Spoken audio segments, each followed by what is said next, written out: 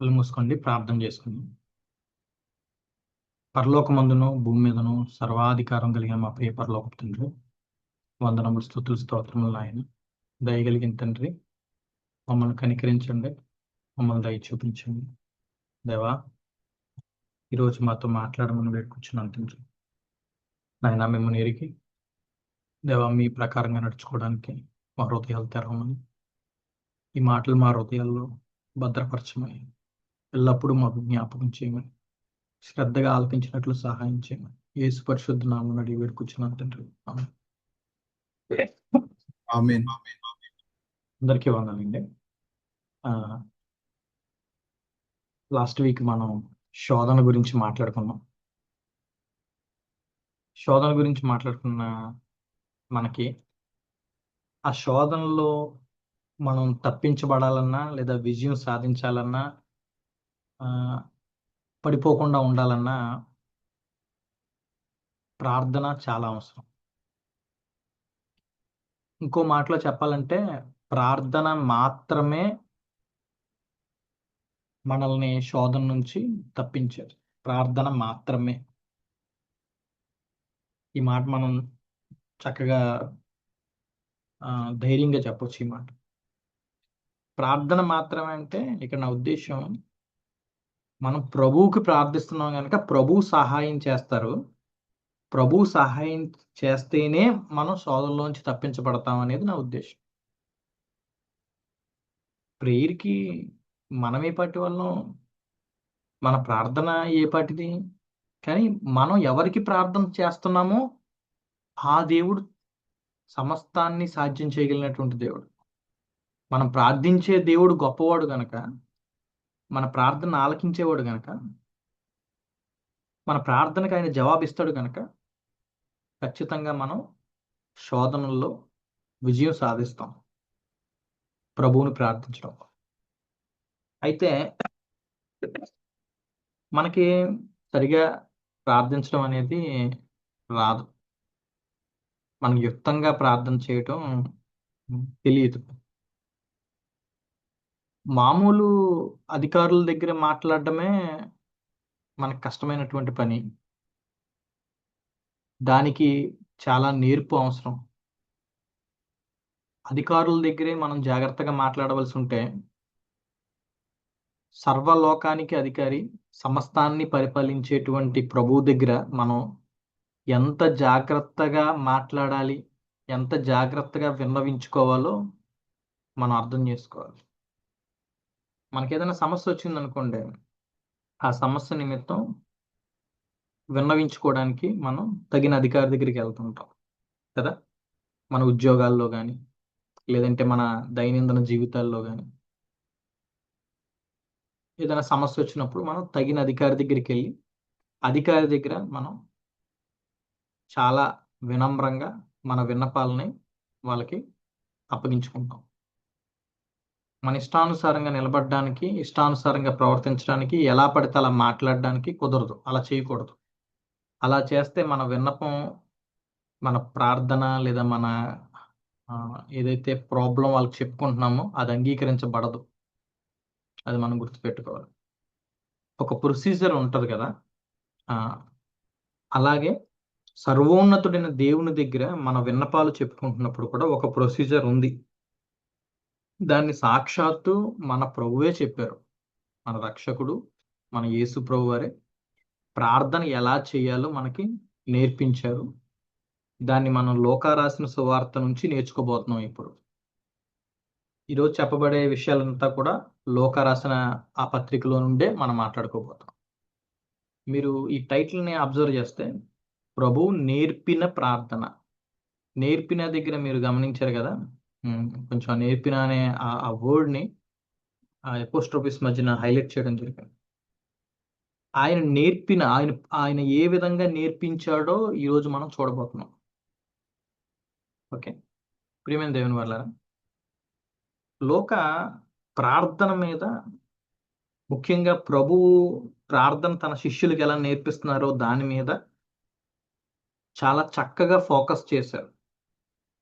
దాన్ని చక్కగా రాసి మనకి ఇవ్వడం జరిగింది.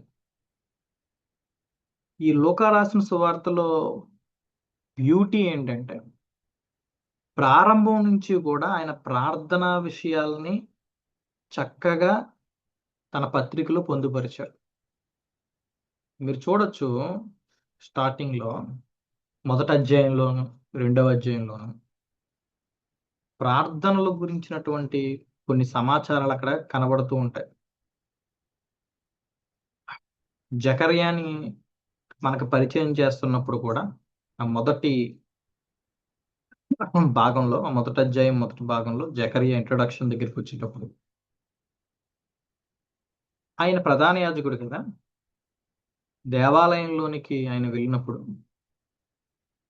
బయట దేవాలయం బయట పరిస్థితి ఎలా ఉంది, ఆయన లోపల ఉన్నాడు, బయట పరిస్థితి ఎలా ఉంది, బయట ప్రజల సమూహం అంతా ప్రార్థన చేస్తున్నారు, లోపల జకర్యా దేవుని దగ్గర ధూపం వేయడానికి వెళ్ళాడు. అక్కడ దూత అతనికి ప్రత్యక్షం అవడం, వాళ్ళ మధ్యన కన్వర్జేషన్ లో కూడా జకర్యా నీ ప్రార్థన వినబడిందని దూత మాట్లాడడం, అక్కడి నుంచి కూడా ప్రార్థన ప్రార్థన అనే ఆ మాటలు ధ్వనిస్తూ ఉంటాయి మనకి. ఆ తర్వాత రెండవ అధ్యాయంలో ప్రభువు జన్మించిన తర్వాత ప్రభువుని తీసుకొని, పసిబాలుడుగా ఉన్నటువంటి ప్రభువుని తీసుకొని ఆయన తల్లిదండ్రులు యెరూషలేముకు వచ్చినప్పుడు ఆ దేవాలయం దగ్గర సుమయోను అనే భక్తిపరుడు గురించి మాట్లాడబడుతుంది. ఆయన కూడా ప్రార్థనాపరుడు, ఇజ్రాయేల్ యొక్క ఆదరణ కొరకు కనిపెట్టువాడు. కనిపెట్టువాడు అన్న ప్రార్థన చేయువాడు అన్న ఒకటే అర్థం. కనిపెట్టడం, ప్రార్థించడం. ఆయన కూడా నీతిమంతుడు, భక్తిపరుడు, ప్రార్థిస్తున్నాడు. ఇజ్రాయేలు ఆదరణ కొరకు ప్రార్థిస్తున్నాడు. అదేవిధంగా ఆ తర్వాత కొంచెం ముందుకెళ్తే అన్న అన్న ఆమె 84 సంవత్సరాలు, 84 సంవత్సరాల వరకు విధవరాలు. 84 ఇయర్స్. కానీ ఆమె ఎప్పుడూ కూడా దేవాలయంలోనే ఉంటూ తరచుగా ఉపవాస ప్రార్థనలు, day and night, day and night fasting prayers, day and night fasting prayer frequent అనమాట. అలాంటి ఒక భక్తుల ప్రార్థనా జీవితాలని మనకి చూపించాడు ప్రారంభ అధ్యాయాలలో. ప్రార్థన పట్ల మనకి మంచి ఇన్ఫర్మేషను, సాలిడ్ ఫౌండేషను ఈ యొక్క గ్రంథంలో స్పష్టంగా కనబడుతుంది. ఇది ఈ ఈ యొక్క గ్రంథం ఈ యొక్క మెసేజ్ కంప్లీట్ అయిపోయేటప్పటికి మీకు అర్థం అవుతుంది లోక ప్రార్థన గురించి మనకి ఎంత ఇన్ఫర్మేషన్ ఇచ్చాడు. ఓకే, ప్రార్థన అనేది, నాకు ఈ మాట ఇలా మాట్లాడడం ఇష్టం. ప్రార్థన అనేది భక్తుల యొక్క ఐడి కార్డు లాంటిది. మనం జాబ్కి వెళ్తాం కదా, జాబ్లో మనకి ఐడి కార్డు ఉంటుంది కదా. జాబ్లో మనకి ఐడి కార్డు ఎలాగో, నేను భక్తిపరుణ్ణి, నేను దేవుణ్ణి సేవిస్తున్నాను, నేను దేవుని బిడ్డను అనడానికి ఐడి కార్డ్ ఏంటంటే ప్రేయర్. ఐడి కార్డ్ అన్నమాట, ప్రూఫ్.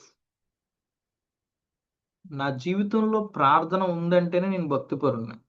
నేను ప్రార్థన లేదు అంటే భక్తిపరుణ్ణి కాదు. చూసారు కదా, ఇక్కడ ముగ్గురిని చూపించాం మర్చికి. ఇంకా ఏమి మనం ఎలిజబెత్ గారి కోసం మాట్లాడుకోలేదు, మరియ గారి గురించి మాట్లాడుకోలేదు. కొంతమందిని విడిచిపెట్టేసినప్పటికీ ఆ 3 సందర్భాలని మనం చూస్తుంటే వాళ్ళ భక్తిపరులు, వాళ్ళు ప్రార్థనాపరుడు. భక్తిపరుడు అంటే ప్రార్థనాపరుడు. మీరు చూడండి, మన ప్రభువు కూడా ప్రార్థనాపరుడే. యేసు ప్రార్థనాపరుడు. ఇక్కడి నుంచి మనకి యేసు ప్రభు వారి యొక్క ప్రార్థనా జీవితాన్ని స్పష్టంగా చూపించే ప్రయత్నం చేస్తుంది, చాలా స్పష్టంగా. యేసు గొప్ప ప్రార్థనాపరుడు. చాలా ఎక్కువ సమయం ప్రార్థనలో గడిపేటటువంటి వ్యక్తి. లోక 3వ అధ్యాయంలో మనం చూస్తున్నప్పుడు బాప్తిస్మం తీసుకుంటూ ఉంటారు ప్రజలందరూ కూడా. బాప్తిస్మ ఇచ్చి యోహాన్ దగ్గరికి వచ్చి ఆయన అందరికీ బాప్తిస్మ ఇస్తూ ఉంటాడు. ఆయన అందరికీ బాప్తిస్మాలు ఇస్తున్నాడు. యేసు ప్రభు వారు కూడా ఆయన దగ్గరకు వచ్చి బాప్తిస్మ పుచ్చుకున్నారు. కానీ యేసు ప్రభు వారు బాప్తిస్మ పుచ్చుకున్న తర్వాత ప్రార్థన చేస్తున్నారు. బాప్తిస్మం పొంది ప్రార్థన చేస్తున్నారు. ఎప్పుడైతే ఆయన ప్రార్థన చేస్తున్నారో ఆయన ప్రార్థన చేయుచుండగా, ప్రార్థించుచుండగానే ఆ ప్రేయర్లో ఉన్నప్పుడు పరిశుద్ధాత్మను ఆయన పొందుకున్నట్లుగా మనం చూస్తాం. ప్రేయర్కి పరిశుద్ధాత్మను పొందుకోవడానికి ఒక రిలేషన్ అనేది స్పష్టంగా కనబడుతుంది. ప్రేయర్కి పరిశుద్ధాత్మ పొందుకోవడానికి స్పష్టమైనటువంటి సంబంధం ఉంది. ప్రభువు పరిశుద్ధాత్మను పొందుకున్నటువంటి ఆ యొక్క సందర్భం మన కొరకే రాయించారు. పరిశుద్ధాత్మ ఆయన మీదకి దిగి రావడం ప్రార్థన చేయుచుండగా జరిగింది కదా. ఇది మనం గుర్తుపెట్టుకోవాలి. మరొక చోట ప్రభు దీని గురించి మాట్లాడినప్పుడు దాని సంగతి మనం చూద్దాం. ప్రభు బాప్తిస్మం దగ్గర ప్రార్థన చేసిన సందర్భం తర్వాత ఆయన ప్రార్థన చేయడానికి అరణ్యంలోకి వెళుతున్నటువంటి సందర్భం, ఆయన ప్రార్థన చేయడానికి కొండకు వెళ్ళి రాత్రంతా ప్రార్థనలో గడిపిన సందర్భం, ఇలాగా కొన్ని సందర్భాలు మనకి కనబడుతున్నప్పుడు మనకి ఎలాంటి ఆలోచన కలుగుతుంది? ఏవండి, ప్రార్థన చేయడానికి అరణ్యంలోనికి వెళ్ళాడంట ఆయన. అరణ్యములోనికి. ఒకసారి ఆలోచించండి, అరణ్యాలు ఎక్కడుంటాయి? ఊరి అవతల ఉంటాయి కదా. అరణ్యాలు ఊరి అవతల ఉంటాయి. ఊరికి దూరంగా ఉంటాయి. నివాసాలకు దూరంగా ఉంటాయి. పని కట్టుకొని అరణ్యంలోనికి వెళ్ళడం అంటే అది ఎంత టైం టేకిన్? అరణ్యంలోనికి వెళ్ళిన తర్వాత ఆయన ఇంకెంతసేపు ప్రార్థనలో గడుపుంటాడు? ఒకసారి ఆలోచన చేయాలి ఇవన్నీ కూడా మనం. కొండ ఎక్కడ ఉంటది? నివాసాలకు దూరంగా ఉంటది. కొండకి వెళ్ళిపోయి రాత్రంతా ప్రార్థనలో గడిపాడు ఆయన. కొండ ఎక్కడం, అరణ్యంలో వెళ్ళడం అవన్నీ ఒకసారి ఆలోచించుకోండి. ప్రార్థన కొరకు, ఏకాంతం కొరకు, దేవుణ్ణి ప్రార్థించుకోవడం కోసం ఆయన పర్సనల్గా వెళ్తున్నటువంటి ఆ ట్రావెల్ కష్టమైనటువంటిదే. అదేమి సింపుల్గా ఒక nice room with AC, comfortable chairs ఇలా లేదు. నేను ఎందుకు చెప్తున్నానంటే ఈ మాట, ఇలా ఉండి కూడా మనం ఎంత ప్రార్థన జీవితం గడిపుంటున్నాం. ఆయనకి పర్సనల్ స్పేస్ కోసం ఆయన ఎక్కడో అరణ్యాలకు వెళ్ళేవాడు, ఎక్కడో కొండకి వెళ్ళేవాడు పర్సనల్ స్పేస్ కోసం, దేవునితో గడపడం కోసం. నేను ఎలా ఉన్నాను నేను ప్రేయర్ లైఫ్లో? నాకు ఒక పర్సనల్ స్పేస్ ఉంది. నేను ఆ పర్సనల్ స్పేస్లో నేను దేవునితో ఉంటున్నానా? ఎంతసేపు ఉంటున్నాను? ఆయన హార్డెస్ట్ ప్లేసెస్లో, అరణ్యాల్లో, కొండల్లో రాత్రి రాత్రి ప్రార్థనలో గడుపుతున్నాడంటే ఆయన ఎంత ప్రార్థనాపరుడో ఒకసారి ఆలోచన చేయండి. నైట్ అంతా ప్రేయర్, దూరంగా వెళ్ళిపోయి ఏకాంతంగా ఒక్కడే. అసలు అరణ్యానికి వెళ్ళడానికి, ఆ కొండ ఎక్కడానికి చాలా టైం పడుతుంది. పని కట్టుకొని అంత టైం వెచ్చించి అక్కడికి వెళ్తున్నాడంటే దానికి మించి చాలా సేపు ఆయన ప్రార్థనలో గడుపుతాడు అనే విషయం కూడా మనం అర్థం చేసుకోవచ్చు. దీన్ని మనం చాలా సింపుల్గా అర్థం చేసుకోవచ్చు ఈ విషయాన్ని. మన ఇంటికి ఎవరైనా ప్రియమైనటువంటి వాళ్ళు వచ్చారనుకోండి, మనకి ఇష్టమైనటువంటి వాళ్ళు, మన బెస్ట్ ఫ్రెండ్స్ కానీ, మనం బాగా ప్రేమించే వాళ్ళు కానీ వచ్చారనుకోండి, వాళ్ళని తీసుకొని మనం షికారుకి వెళ్ళిపోతాం. వాళ్ళతో గడపడానికి, వాళ్ళకి టైం ఇవ్వడం కోసం మన ఫోన్ పక్కన పెట్టేస్తాం, సైలెంట్లో పెట్టుకుంటాం. వాళ్ళని తీసుకొని బీచ్కి వెళ్ళిపోతాం, లేదంటే వాళ్ళని తీసుకొని పార్క్కి వెళ్ళిపోతాం. ఇలాగా రకరకాల ఒక వెకేషనల్ ప్లేసెస్ లాంటివి చూసుకుంటూ ఉంటాం. ఎందుకంటే వాళ్ళతో మనం గడపడంలో మనకి ఏకాంతం కావాలి. ఎవరు మనల్ని డిస్టర్బ్ చేయకూడదు, మీరు నేను అన్నట్టు ఉండాలి అని అనుకుంటాం. మన పిల్లలతో కూడా మనం గడపాలనుకుంటున్నప్పుడు అలాగే చేస్తుంటాం. ఏకాంతంలో గడపడానికి ఒక ప్రత్యేకత ఉంది. ఆయన దేవుణ్ణి ప్రేమిస్తున్నాడు, దేవునితో గడపడానికి ఏకాంతానికి వెళ్ళిపోతున్నాడు. అంటే ప్రార్థనకి, దేవుణ్ణి ప్రేమించడానికి ఒక సంబంధాన్ని మనం అర్థం చేసుకోవచ్చు అక్కడ. ప్రభువులాగా నేను ప్రార్థనలో గడుపుతున్నానా? గడిపితే మంచిది. గడపకపోతే అక్కడ మనకి రైజ్ అయ్యే క్వశ్చన్ ఏంటంటే ఇంతకీ నేను దేవుణ్ణి ప్రేమిస్తున్నానా? నేను దేవుణ్ణి ప్రేమిస్తే కదా దేవునితో ఉండడానికి, గడపడానికి ఇష్టపడేది. నేను ప్రేమించిన వాళ్ళతో గడపడానికి నేనెందుకు పరుగులెడతాను? కోర్స్ నేను చెప్తాను ఐ లవ్ జీసస్ అని. నేను చెప్తాను ఐ లవ్ జీసస్ అని. నేను చేస్తున్నానా? క్రియల్లో నేను చూపిస్తున్నానా? ప్రేమ అనేది క్రియల్లో ఉందా? నిజంగా నేను ప్రభువుని ఇష్టపడుతున్నానా? నిజంగా ఆయన్ను విడిచిపెట్టి ఉండలేకపోతున్నాను నేను. ఆయనంటే అంత తపించిపోయే గుణం నాలో ఉంటే, ఇదిగో ప్రభువులాగా నేను రాత్రంతా ప్రార్థనలో గడపడం, ప్రభువుతో ఏకాంతంగా గడపడం మీద దృష్టి పెడతాను. ప్రార్థనకి అంతా ఇంపార్టెన్స్ ఇస్తాను నేను. నేను ఇందాక ఒక మాట చెప్పాను. ప్రార్థన అనేది భక్తుల యొక్క ఐడీ కార్డు అని. ప్రియమైన దేవుని వాళ్ళారా, భక్తులు ఖచ్చితంగా ప్రార్థనా పరులై ఉంటారు. మీరు బైబిల్ అంతా మీరు చూడొచ్చు. ఆదికాండం నుంచి మీరు ఆహ్, ప్రతి ఒక్క భక్తుడిని కూడా గమనించండి. వాళ్ళు దేవునితో చక్కని సమయాన్ని గడిపేటివాళ్ళు, ప్రార్థనా పరులుగా మనకు కనబడుతుంటారు. ప్రభువు చాలా గొప్ప ప్రార్థనా పరుడు. చాలా చాలా గొప్ప ప్రార్థనా పరుడు. కొండకెళ్ళిపోయి, అరణ్యానికెళ్ళిపోయి రాత్రులు ప్రార్థనలో గడిపేయడం, 40 రోజులు ఉపవాసం చేయడం, ఇవన్నీ మనకి ఆశ్చర్యాన్ని కలిగిస్తాయి. ఆయన ఎంతలాగా దేవునితో గడుపుతున్నాడు అనే విషయం. ప్రార్థిస్తున్నాడు, దేవుణ్ణి అడుగుతున్నాడు. దేవుణ్ణి అంతలాగా ఆయన ప్రార్థిస్తున్నాడు కదా! మరి ఆయన శిష్యులు ఎలాగున్నారు ఓ పక్కన? ఆయనకు కూడా శిష్యులున్నారు కదా! 12 మంది శిష్యులున్నారు కదా! ఆయన శిష్యులు ఎలాగున్నారు? దీన్ని కూడా మనం అర్థం చేసుకోవాలి. దీన్ని కూడా మనం చూడాలి. ఎందుకు మనం శిష్యుల్ని చూడాలనంటే, శిష్యులు యేసుక్రీస్తులా లాగా లేరు ఆ సమయంలో. ఆ సమయం. శిష్యులకి, మనకి చాలా అవినాభావ సంబంధం ఉంటది. వాళ్ళకిలా ఉంటాం మనం. శిష్యుల్లాగే ఉంటాం మనం.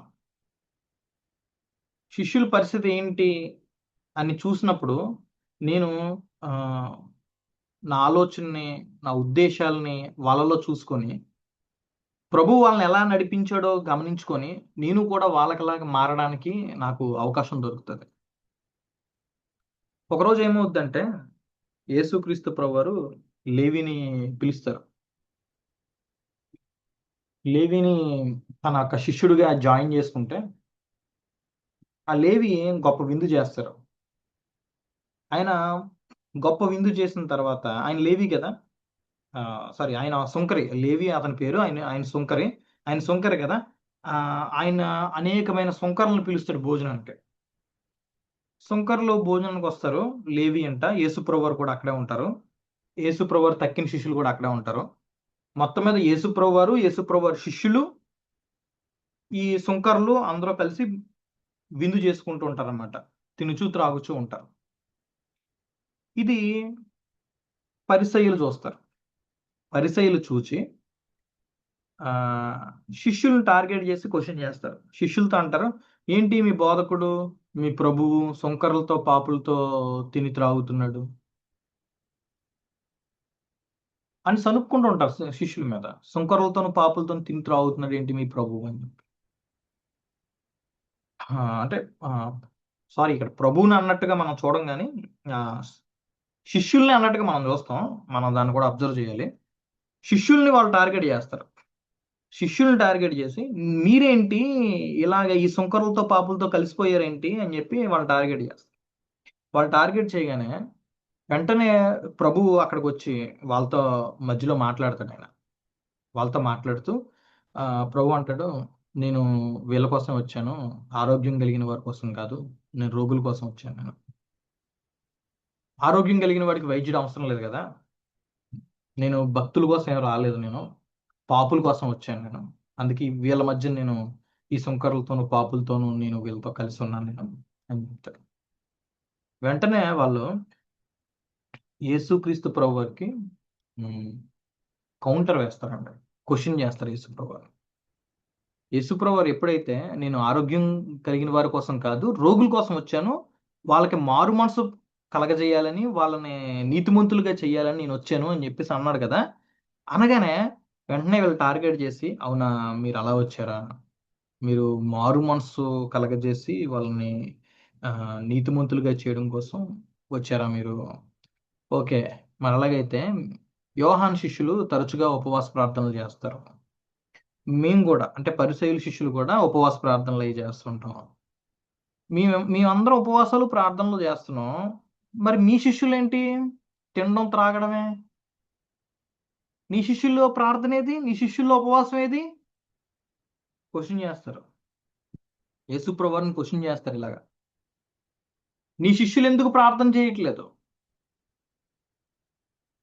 ముందే మాట్లాడుకున్నాం, భక్తి పరులకి ప్రార్థన అనేది ఒక ఐడి కార్డు లాంటిది. కానీ యేసుప్రభు వారి శిష్యులకి లేదు ప్రార్థన. ప్రభు ఏమో గొప్ప ప్రార్థనా పరుడు, ఆయన శిష్యులేమో ప్రార్థనా పరులు కాదు. అందుకు వీళ్ళు టార్గెట్ చేశారు, క్వశ్చన్ చేశారు. పాపులను రక్షించడానికి వచ్చేసావా? మరి ఏది పాపులకు మారు మనసు? పాపులకు మారు మనసు కలగజేయడానికి నువ్వు వచ్చి ఉంటే వాళ్ళకి ప్రార్థన ఏది? ప్రార్థన లేకుండా వాళ్ళకి మారు మనసు, నీతిమంతులు ఎలా అయిపోతారు వాళ్ళు అని వాళ్ళు యేసుప్రభు వారిని క్వశ్చన్ చేసినప్పుడు, యేసుక్రీస్తు ప్రభు వారు ఒక అద్భుతమైనటువంటి విషయాన్ని చెప్తారండి. యాక్చువల్ అది ఏంటంటే జీసస్ క్రైస్ట్ ప్లాన్ అది. యేసుక్రీస్తు ప్రభు వారి ప్లాన్. యేసుక్రీస్తు ప్రభు వారు ఎలా తన శిష్యుల్ని ప్రార్థనా పరులుగా చేయబోతున్నాడో ఇక్కడ రివీల్ చేస్తాడు, ఈ సందర్భంలో చెప్తాడు ఆయన. ఆయన అంటాడు, ఓకే రైట్, ప్రార్థన జీవితం చాలా అవసరం, ఉండాలి, ప్రార్థన ఉపవాసం ఉండాలి. కానీ నా శిష్యులు ఇప్పుడు చేయరు, నా శిష్యులు ఇప్పుడు ప్రార్థన ఉపవాసాలు చేయరు, నేను వెళ్ళిపోయిన తర్వాత వాళ్ళు ఉపవాస ప్రార్థనలు చేస్తారు. ఒక చక్కని ఉపమానం కూడా చెప్తాడు ఆయన అక్కడ. పెండ్లి కుమారుడు ఉన్నప్పుడు పెండ్లి ఇంటి వారు ఏమైనా దుఃఖపడతారా? పెండ్లి ఇంట్లో అంత ఆనందం సంతోషం ఉంటుంది పెళ్లి జరుగుతున్నప్పుడు. పెండ్లి కుమారుడు అక్కడే ఉన్నాడు కాబట్టి వాళ్ళందరూ సెలబ్రేట్ చేసుకుంటూ ఉంటారు, ఆనందంలో ఉంటారు. కానీ పెళ్లి కుమారుడు లేడు అనుకోండి, అక్కడ పెండ్లి ఇంట్లో దుఃఖం వచ్చేస్తుంది, సెలబ్రేషన్ ఉండదు. పెళ్లి జరుగుతుంది, పెండ్లి కుమారుడు లేడు. పెండ్లి ఇంట్లో పెండ్లి కుమారుడు ఉన్నంతసేపు ఆనందం, పెండ్లి కుమారుడు లేకపోతే దుఃఖం. అలాగే నేను వెళ్ళిపోయిన తర్వాతే నా శిష్యులు ఉపవాసాలు ప్రార్థనలు చేయబోతున్నారు అని ఈ విషయం చెప్పి, ఇప్పుడు ఎందుకు చేయట్లేదు అనడానికి ఒక కారణం చెప్తాడండి ఆయన. అద్భుతమైనటువంటి విషయం మనం అందరం అర్థం చేసుకోవాలి. ఇప్పుడు ఎందుకు నా శిష్యులు ప్రార్థనలో ఉపవాసాలు చేయట్లేదంటే, మీకు ఒక విషయం తెలుసా? పాత గుడ్డ ఉంది, పాత cloth, old cloth. Old cloth అన్నాక దానికి చిరుగు పడుతుంది కదా. మన పాత షర్ట్స్ ఉన్నాయనుకోండి, పాత చొక్కాలు పాత గిల్లి చిరుగు పడతాయి. ఆ చిరుగు పడ్డది అనుకోండి పాత చొక్కా, ఆ చొక్కాయికి మనం కొత్త క్లాత్ని మాసిక వేయకూడదు. చిరిగిపోయినటువంటి చోట ఒక కొత్త క్లాత్ కత్తిరించి దానికి అతకూడదు. ఎందుకంటే కొత్త క్లాత్ ష్రింక్ అయ్యే గుణాన్ని కలిగి ఉంటుంది, అది దగ్గరికి కుంచుకుపోద్ది.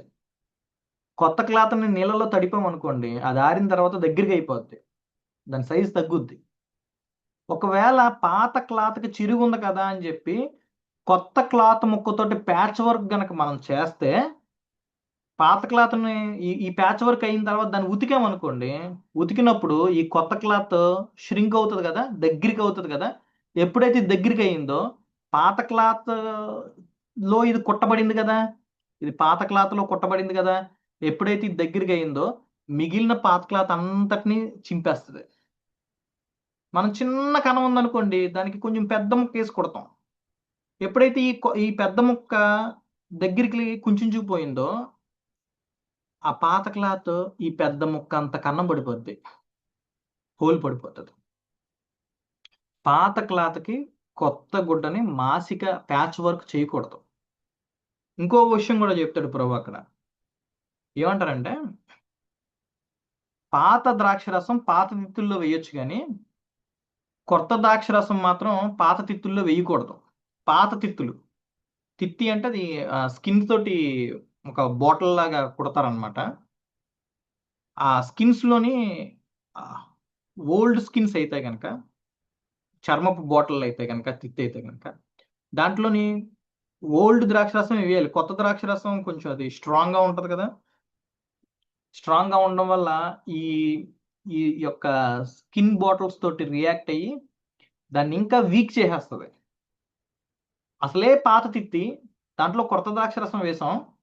కొత్త ద్రాక్ష రసం యొక్క ఆ నేచర్కి తట్టుకోలేక ఇది ఇంకా వీక్ అయిపోద్ది. వీక్ అయిపోయి చిరిగిపోయి దాంట్లో ఉన్న కొత్త ద్రాక్ష రసం అంతా నేలపాలైపోద్ది.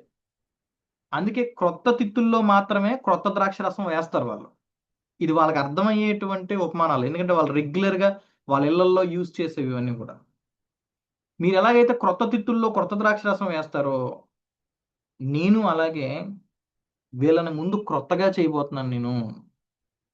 వీళ్ళు ఇంకా మారలేదు. వీళ్ళకి ఇంకా సంపూర్ణ మారు మనసు అనేది రాలేదు. వీళ్ళు ఇంకా భక్తిపరులు కాదు. వీళ్ళకి ఇంకా ఏమీ సరిగా తెలియదు. వీళ్ళకి ఏంటి తెలుసు? విందుల్లో వినోదాల్లో తిరుగుతూ ఉండేవాళ్ళు వీళ్ళు. ఈ లోకంలో ఉండేటువంటి వీళ్ళు. నేను పిలుచుకున్నాను, నా దగ్గరకు వచ్చారు, కానీ వీళ్ళకి ఇంకా అవగాహన లేదు భక్తి జీవితం మీద. ఇప్పుడు గనక నేను ప్రార్థనలో ఉపవాసాలు అన్నాను అనుకోండి, ఇప్పుడు గనక నేను ప్రార్థనలో ఉపవాసాలు అంటే ఏమవుతుందంటే, పాత ద్రాక్షరసం త్రాగి వెంటనే క్రొత్తదాన్ని కోరువాడు ఎవడునూ లేడు, పాతదే మంచిదని చెప్పును. యేసుప్రభు వారు చెప్తారు అనమాట, లోకరాసిన సువార్తలో 5:39 పాత ద్రాక్షరసం తాగినటువంటి వాడు వెంటనే కొత్త ద్రాక్షరసం తాగితే, లేదు పాతదే బాగుంది, పాతగే మంచిగా ఉంది, కొత్తది బాగోలేదు అంటాడంట. ఈ లోక జీవితంలో ఉండిపోయినటువంటి వీళ్ళకి ఉపవాసాలు ప్రార్థనలు అంటే వీళ్ళు వెళ్ళిపోతారు. తిత్తి పిగిలిపోద్ది, ఉండదు, తిత్తి బ్రేక్ అయిపోద్ది. ఆ పాత గుడ్డకి ఈ పాత జీవితాలు కలిగినటువంటి వీళ్ళు, పాత జీవితాలని ఆనందిస్తున్నటువంటి వీళ్ళకి, ఈ విందులు వినోదాల్లో ఇష్టపడుతున్నటువంటి వీళ్ళకి ఉపవాసాలు ప్రార్థనలు అంటే, ప్రభువా మా వల్ల కాదు, టాటా అని చెప్పి వెళ్ళిపోతారు. వీళ్ళు ప్రభుతో ఉండడానికి ఇష్టపడరు. అందుకే ప్రభు ఏం చేశాడంటే, నేను ఒక ప్లాన్ కలిగి ఉన్నాను, ఆ ప్లాన్ ప్రకారం నా వాళ్ళని నేను ప్రార్థనలో నడిపించుకుంటాను అని వీళ్ళకి చెప్తున్నాడు. టైం పడుతుంది, కానీ వీళ్ళ తిత్తిని కొత్త తిత్తులుగా చేస్తాను నేను, వీళ్ళని క్రొత్తగా చేస్తాను, వీళ్ళని నేను మార్చుకుంటాను. వీళ్ళని నేను మార్చుకొని అప్పుడు వీళ్ళ చేత ప్రార్థనలు నేను చేయిస్తాను అని వాళ్ళకి సమాధానం ఇచ్చారనమాట. యాక్చువల్గా అందులో అంత విషయం ఉంది. నీ శిష్యులు తిని త్రాగుతున్నారే అని అడిగితే, నా శిష్యులు ప్రార్థన చేస్తారు, కొంచెం టైం పడుతుంది అని చెప్పాడు ఆయన. నేను వెళ్ళిపోయిన తర్వాత అయితే ఇంకా ప్రార్థనలో ఉపవాసాల్లో గడపబోతున్నారు వాళ్ళు అని చెప్తాడు. ఇదంతా అయిన తర్వాత, ఇంత మాట అన్నారు ఈ పరిసయ్యులు నన్ను అని చెప్పి యేసుప్రభు వారు ఏమి శిష్యుల మీద వెంటనే రియాక్ట్ అవ్వలే. అరే మీరు ప్రేయర్ చేయండి రా, ప్రేయర్ చేయకపోవడం వల్ల ఎలా అయిందో చూడండి అనలేదు ఆయన. అలాగేం అనలే. యాజ్ పర్ ఆయన ప్లాన్ ఏదైతే ఉందో ఆ ప్లాన్ ప్రకారం వాళ్ళని ప్రార్థనలు నడిపించడానికి ఆయన ప్రణాళికలు ముందు నుంచి ఉన్నట్టుగానే దాన్ని అలా జరుపుకుంటూ వెళ్ళారు. శిష్యులతో ఆయన ప్రార్థించమని ఎప్పుడు చెప్పలేదు అప్పటికి. కానీ ఇది జరిగిన తర్వాత యేసుక్రీస్తు ప్రభువారు ప్రార్థించడానికి కొండకెళ్ళిపోయారు. రాత్రంతా ప్రార్థనలో గడిపారు. రాత్రంతా ప్రార్థనలో గడిపిన తర్వాత శిష్యులతోటి బోధిస్తున్నప్పుడు శిష్యులకు చెప్పారు, మిమ్మల్ని శపిస్తున్న వాళ్ళ కొరకు, మిమ్మల్ని బాధ పెట్టే వాళ్ళ కొరకు మీరు ప్రార్థన చేయండి అని ఒక చిన్న మాట చెప్పారు. వీళ్ళ మీద సనిగారు కదా, శిష్యుల మీద సనిగారు కదా ఈ పరిసయ్యులు. మిమ్మల్ని సనిగే వాళ్ళ మీద, మిమ్మల్ని శపించే వాళ్ళని మీరు దీవించాలి. మిమ్మల్ని ఎవరైతే బాధపరుస్తున్నారో వాళ్ళ కొరకు మీరు ప్రార్థన చేయాలని ఒక చిన్న మాట చెప్పారు. మాట చెప్పారు కానీ వాళ్ళని బలవంతంగా ప్రార్థనలు ఏం చేయించలేదు. కానీ యేసుప్రభు వారు ఒక అద్భుతమైనటువంటి విషయం జరిగించారు వాళ్ళ మధ్యన. అదేంటంటే యేసుక్రీస్తు ప్రభు వారు తన యొక్క ప్రార్థనా జీవితాన్ని తన శిష్యులకి కనపరిచారు. యేసుక్రీస్తు ప్రభు వారి ప్రార్థనా జీవితం మనం చూస్తే రహస్యంగా ఉండేది కదా. ఆయన ప్రార్థన చేయడానికి అరణ్యంలోకి వెళ్ళిపోవడం, ప్రార్థన చేయడానికి కొండలకి వెళ్ళిపోవడం, అలా చేసేవాడు కదా ప్రార్థన. కానీ యేసుక్రీస్తు ప్రభు వారు శిష్యులతో ట్రావెల్ చేస్తున్న సమయంలో నెమ్మదిగా వాళ్ళకి తన ప్రార్థన జీవితాన్ని చూపించడం మొదలుపెట్టాడు ఆయన. యేసుక్రీస్తు తన శిష్యులు ఎదుటే ప్రార్థించేవాడు. చూడండి 9వ అధ్యాయం 18వ వచనం మీరు గమనిస్తే లోకా రాసిన సువార్తలో ఆయన ఒంటరిగా ఉంటాడు. ఆయన ఒంటరిగా ప్రార్థన చేసుకుంటాడు. ఆయన ఒంటరిగా లేడు, ఒంటరిగా ప్రార్థన చేసుకుంటాడు. శిష్యులు మాత్రం అక్కడే ఉంటారు. ఆయన శిష్యులు ఉన్నారు. ఆయన మాత్రమే ఒంటరిగా ప్రార్థన చేసుకుంటున్నాడు. ఆయన శిష్యులు అక్కడే ఉన్నారు. శిష్యులు చూస్తారు కదా ప్రభు ప్రార్థన చేసుకుంటున్నారు అని. వాళ్ళు చూశారు. ప్రభు ప్రార్థించడం శిష్యులు చూశారు. శిష్యులు చూశారు కానీ వాళ్ళు ప్రార్థించలేదు. ప్రభు కూడా ప్రార్థించమని వాళ్ళతో చెప్పలేదు. ప్రభువు వాళ్ళని ప్రార్థించమని చెప్పలేదు. శిష్యులు ప్రార్థించలేదు. కానీ వాళ్ళ మధ్యలో ఆయన మట్టుకు ఒంటరిగా ప్రార్థన చేసుకుంటున్నాడు. మరొకసారి ఇంచుమించు ఒక వారం రోజులు గడిచిన తర్వాత, ఒక 8 రోజులు గడిచిన తర్వాత అనుకోండి ఇంచుమించుగా, పేతుర్ని, యోహాన్ని, యాకోబుని వెంటబెట్టుకొని ప్రార్థన చేయడానికి కొండ మీదకి వెళ్ళిపోయాడు ఆయన. యాక్చువల్గా ఆయన ఒకడే వెళ్ళిపోయాడు కొండ మీదకి. కానీ పేతురు గారిని, యోహాన్ గారిని, యాకోబు గారిని తీసుకొని ప్రార్థన చేయడానికి కొండ మీదకి వెళ్ళిపోయారు ఆయన. ఈయనే ప్రార్థన చేసుకుంటున్నారు. పేతురు, యోహాను, యాకోబులు ఆయన గమనిస్తున్నారు. ఆయన జీవితాన్ని చూస్తున్నారు, ప్రార్థనా జీవితాన్ని. ఇలాగా ప్రియమైన దేవుని వల్లరా ఆయన శిష్యుల్ని ప్రేయర్ చేయండి, ప్రేయర్ చేయండి, ప్రేయర్ చేయండి అని ఇన్సిస్ట్ చేయకుండానే వాళ్ళకి ప్రార్థన మీద ఆసక్తి కలిగేలాగా వారి ఎదుట ఆయన ప్రార్థన చేయడం మొదలుపెట్టాడు. ఆయన ఒంటరిగా చేసుకునేవాడు, శిష్యుల ఎదుట ప్రార్థన చేస్తున్నాడు. ఎప్పుడైతే ఆయన ప్రార్థన చేస్తున్నాడో శిష్యులకు కూడా అనిపిస్తుంది కదా, మా గురువు గారు ప్రార్థన చేస్తున్నారు, మేమేం ప్రేయర్ చేయట్లేదు. వాళ్ళకి అనిపిస్తుంది కదా, బాప్తిస్మిచ్చి యోహాన్ శిష్యులు ప్రేయర్ చేస్తున్నారు. ఎందుకంటే బాప్తిస్మిచ్చి యోహాన్ శిష్యుల్లో కొంతమంది యేసుప్రభు వారి శిష్యుల్లో జాయిన్ అయ్యారు. అంతెందుకండి, యోహాన్ గారు, ఆంద్రేయ గారు వీళ్ళు బాప్తిస్మిచ్చి యోహాన్ గారి శిష్యులే.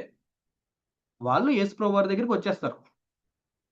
బాప్తిస్మిచ్చి యోహాన్ గారు పంపించేస్తారు ప్రభు దగ్గరికి వెళ్ళిపోమని. బాప్తిస్మిచ్చి యోహాన్ శిష్యులు ప్రేయర్ చేస్తారని శిష్యులకు తెలుసు. మన గురువు గారు కూడా ప్రార్థన చేస్తున్నారు. చాలా గొప్ప ప్రార్థనా పరుడు ఆయన. చాలా ఎక్కువసేపు ప్రార్థనలో గడుపుతున్నాడు. మనమేమో ప్రార్థన చేయట్లే. శిష్యులకు అనిపించింది, ప్రభువా మాకు ప్రార్థన నేర్పించవా అని అడగాలని. ప్రభు యొక్క ప్రార్థనా జీవితం చూసి వాళ్ళు ఇన్స్పైర్ అయ్యారు. ప్రభు చూసారా ఎంత గొప్పగా శిష్యులకి ప్రార్థన నేర్పిస్తున్నాడో. మీకు అర్థమైందా పాయింట్? శిష్యులని తనతో పాటు తిప్పుకుంటూ తను ఎలా జీవిస్తున్నాడో శిష్యుల దగ్గర కనపరుచుకున్నాడు. ఆయన ప్రార్థన చూసినటువంటి శిష్యులు ఆయన అడుగుతారు. ఆయన ప్రార్థన చేసుకుంటుంటాడు. ఆయన ఒక చోట అలా ప్రార్థన చేసుకుంటుంటాడు. శిష్యులు ఏం చేయమని చెప్పడు. ఆయన అలా ప్రేయర్ చేసుకుంటూ ఉంటాడు. 11వ అధ్యాయం 1వ వచనంలో మీరు చూస్తే ఆయన ప్రేయర్ చేసుకుంటూ ఉంటే, ఆయన ప్రేయర్ ముగించిన తర్వాత ఆమేనని చెప్పిన తర్వాత శిష్యుల్లో ఒకడు అడుగుతాడు, ప్రభువా యోహాను తన శిష్యులకి ప్రార్థన నేర్పించాడు, మీరు మాకు కూడా నేర్పించరా? చూసారా ఎంత గొప్ప అద్భుతంగా ప్రభు తన శిష్యుల్ని ప్రార్థనలోనికి నడిపించాడు. వండర్ఫుల్ విషయం ఇది. మనం చాలా మందికి చెప్తుంటాం ప్రార్థన చేయండి, ప్రార్థన చేయండి, ప్రార్థన చేయండి. అంతేందుకు మన ఫ్యామిలీలోనే ప్రేయర్ చేసుకోండి అని చెప్తుంటాం పిల్లలకి. వాళ్ళు ఎందుకు వింటారు? వినాలి. మన ప్రార్థనా జీవితం మాదిరి చొప్పునే వాళ్ళ ప్రార్థనా జీవితం కట్టబడుతుంది. మన ప్రార్థనా జీవితం ఎఫెక్ట్ చేస్తుంది. మనం ప్రభు దగ్గర చూసి ప్రార్థించడం నేర్చుకుంటే మనం ప్రభువుకులా ప్రార్థిస్తే మన నుంచి మన కుటుంబం ప్రభువుకులా ప్రార్థిస్తుంది. తర్వాత మనల్ని చూసి అందరూ అలా అలా ప్రార్థన నేర్చుకుంటారు. ప్రభువు ప్రేయర్ చేయడం చూశారు వాళ్ళు. 3 సార్లు చూశారు. 9వ అధ్యాయం 18వ వచనంలో, 9వ అధ్యాయం 28వ వచనంలో, 11వ అధ్యాయం మొదటి వచనంలో చూశారు వాళ్ళు. ప్రభు ప్రార్థించడం చూసి చూసి చూసి, ప్రభువా మాకు ప్రార్థన చేయడం నేర్పించవా, మాకు రాదు ప్రేయర్ చేయడం. వెంటనే ఆయన నేర్పించాడంట. ఇది కూడా చాలా ఇంపార్టెంట్. కొంతమంది ప్రార్థన చేయడం ఎలాగా అని అడిగితే వాళ్ళ సమాధానం కొంచెం ఇబ్బంది పెట్టేలాగా ఉంటది. ప్రార్థన చేయడం ఏముంది? నువ్వు నాతో ఎలా మాట్లాడుతున్నావు, దేవునితో అలా మాట్లాడటమే, అదే ప్రార్థన అంతే అని చెప్తారు. ఏంటి ప్రార్థన చేయమని నేర్పించమని అడుగుతున్నావు ఏంటి అని నవ్వుతుంటారు కొంతమంది. నా జీవితంలో నేను అలాంటిది ఫేస్ చేశాను నేను. నేను ప్రభువుని నమ్ముకున్న కొత్తలో నాకేం క్రిస్టియన్ బ్యాక్‌గ్రౌండ్ లేదు. నా చుట్టూ క్రిస్టియన్ సర్కిల్ లేదు. ప్రేయర్ చేయాలని నాకు అర్థమైంది మొత్తానికి. ఎలా అర్థమైందంటే కొంతమంది ప్రేయర్ చేయడం చూసాను నేను. వాళ్ళు ప్రేయర్ చేసుకుంటున్నారు కదా! నేను ప్రేయర్ చేసుకోవాలని అనిపించింది. ప్రేయర్ అంటే సాధారణంగా కళ్ళు మూసుకొని చాలా చిన్నగా మాట్లాడుతూ ప్రేయర్ చేసుకుంటారు కదా! నాకేం అర్థం కాలే. నాకు తెలిసినోళ్ళని ఒకళ్ళని అడిగాను. నాకు కొంచెం ప్రేయర్ చేయడం నేర్పిస్తావా అనేసి. వాళ్ళు దాన్ని కొంచెం ఫన్నీగా తీసుకున్నారు. అంటే ఇందులో ఏముంది ప్రేయర్ చేయడం నేర్పించడంలో అంతేముంది ఇందులో అన్నట్టుగా తీసుకున్నారు. నాకది వాళ్ళు ఏముంది మాట్లాడడమే ప్రభుతోటి అని చెప్పారు గానీ నాకదంత కనెక్ట్ అవ్వలేదు నాకది. నాకప్పుడు నేనేం చేసేవాడినంటే బైబిల్ తీసుకొని మత్తయి సువార్తలో ఉంటది కదా! ప్రేయర్ గురించి. ప్రభువు నేర్పిన ప్రార్థన. పరలోకమందున్న మా తండ్రి అని మొదలుపెట్టి. అది చదువుకునేవాడిని. నా ప్రేయర్ అంటే స్టార్టింగ్ నేను చేసే ప్రార్థన ఏంటంటే, ఆ మత్తయి సువార్తలో 6 అధ్యాయంలో ప్రభువు ఏదైతే ప్రార్థన శిష్యులకు నేర్పించారో దాన్నే చదువుకునేవాడిని నేను. చదువుకొని ఆమేన్ అనుకునేవాడిని అంతే. నాకది చాలా ఉపయోగపడింది. నాకు తర్వాత అర్థమైంది. ప్రార్థన ఎవరైనా మనల్ని నేర్పించమని అడిగితే, మనం ఖచ్చితంగా వాళ్ళకి నేర్పించాలి. అది ఇంతే అంత ఈజీయే ఇలాగ చేయాలి, అలా చేయాలి కాదు. సింపుల్‌గా వాళ్ళకొక ప్రార్థన నేర్పించండి. చూడండి ప్రభువు ఎంత చక్కగా నేర్పించారో. తండ్రి నీ నామం పరిశుద్ధపరచబడును గాక, నీ రాజ్యం వచ్చును గాక, మాకు కావలసిన అనుదినాహారం దినదినము మాకు దయచేయండి. మేము మాకు అచ్చి ఉన్న ప్రతి వాడిని క్షమిస్తున్నాం గదా! మా పాపాలను కూడా క్షమించండి. మమ్మల్ని శోధనలోకి తేవద్దు. సింపుల్‌గా శిష్యులకి ప్రేయర్ నేర్పించారాయన. ఆయన చాలా గొప్ప ప్రార్థనాపరుడు. ఆయన రాత్రంతా ప్రార్థన చేస్తాడాయన. శిష్యులు ప్రేయర్ నేర్పించు ప్రభు అని అడగగానే ఆహ్, ఒక్క నిమిషంలో, ఒక్క నిమిషంలో కంప్లీట్ అయ్యే చిన్న ప్రార్థన నేర్పించాడాయన. ప్రార్థన అంటే చాలా పెద్ద విషయం. మీరేమనుకుంటున్నారు ప్రేయర్ అంటే? చూసారు గదా! నేను ఎంతసేపు ప్రార్థన చేస్తున్నానో. అలా అనలే. ప్రభు మాకు ప్రార్థన నేర్పించు అనగానే వెరీ సింపుల్‌గా, స్వీట్ అండ్ షార్ట్‌గా ప్రార్థన నేర్పించాడాయన. ఆఫ్‌కోర్స్ ఇది చాలా మీనింగ్‌ఫుల్ ప్రేయర్. దీని వెనకాల చాలా విషయం ఉంది ప్రార్థన గురించి. మనం ఖచ్చితంగా దీని గురించి తర్వాత మనం మాట్లాడుకుందాం ఈ ప్రార్థన విషయం గురించి. అయితే మనం కొంచెం ముందుకెళ్దాం. శిష్యులు ఎప్పుడైతే ప్రభువా మాకు ప్రేయర్ చేయమని నేర్పించు ప్రభువా అనగానే ఆయన చిన్న ప్రార్థన నేర్పించి, ప్రార్థనలో ఒక అద్భుతమైన విషయాన్ని చెప్పాడండి ఆయన. ప్రార్థన అంటే మీరు మాటి మాటికి అడగాలి అదే ప్రార్థన. మాటి మాటికి అడగాలి. సిగ్గు, మొహమాటం లాంటివి ఉండకూడదు ప్రార్థనలో. మొహమాట పడకూడదు.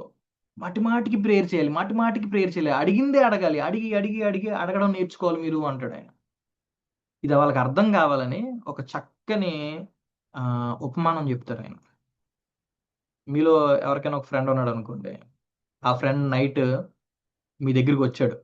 మిడ్‌నైట్ వచ్చాడు మీ మీ ఫ్రెండ్ మీ దగ్గరికి.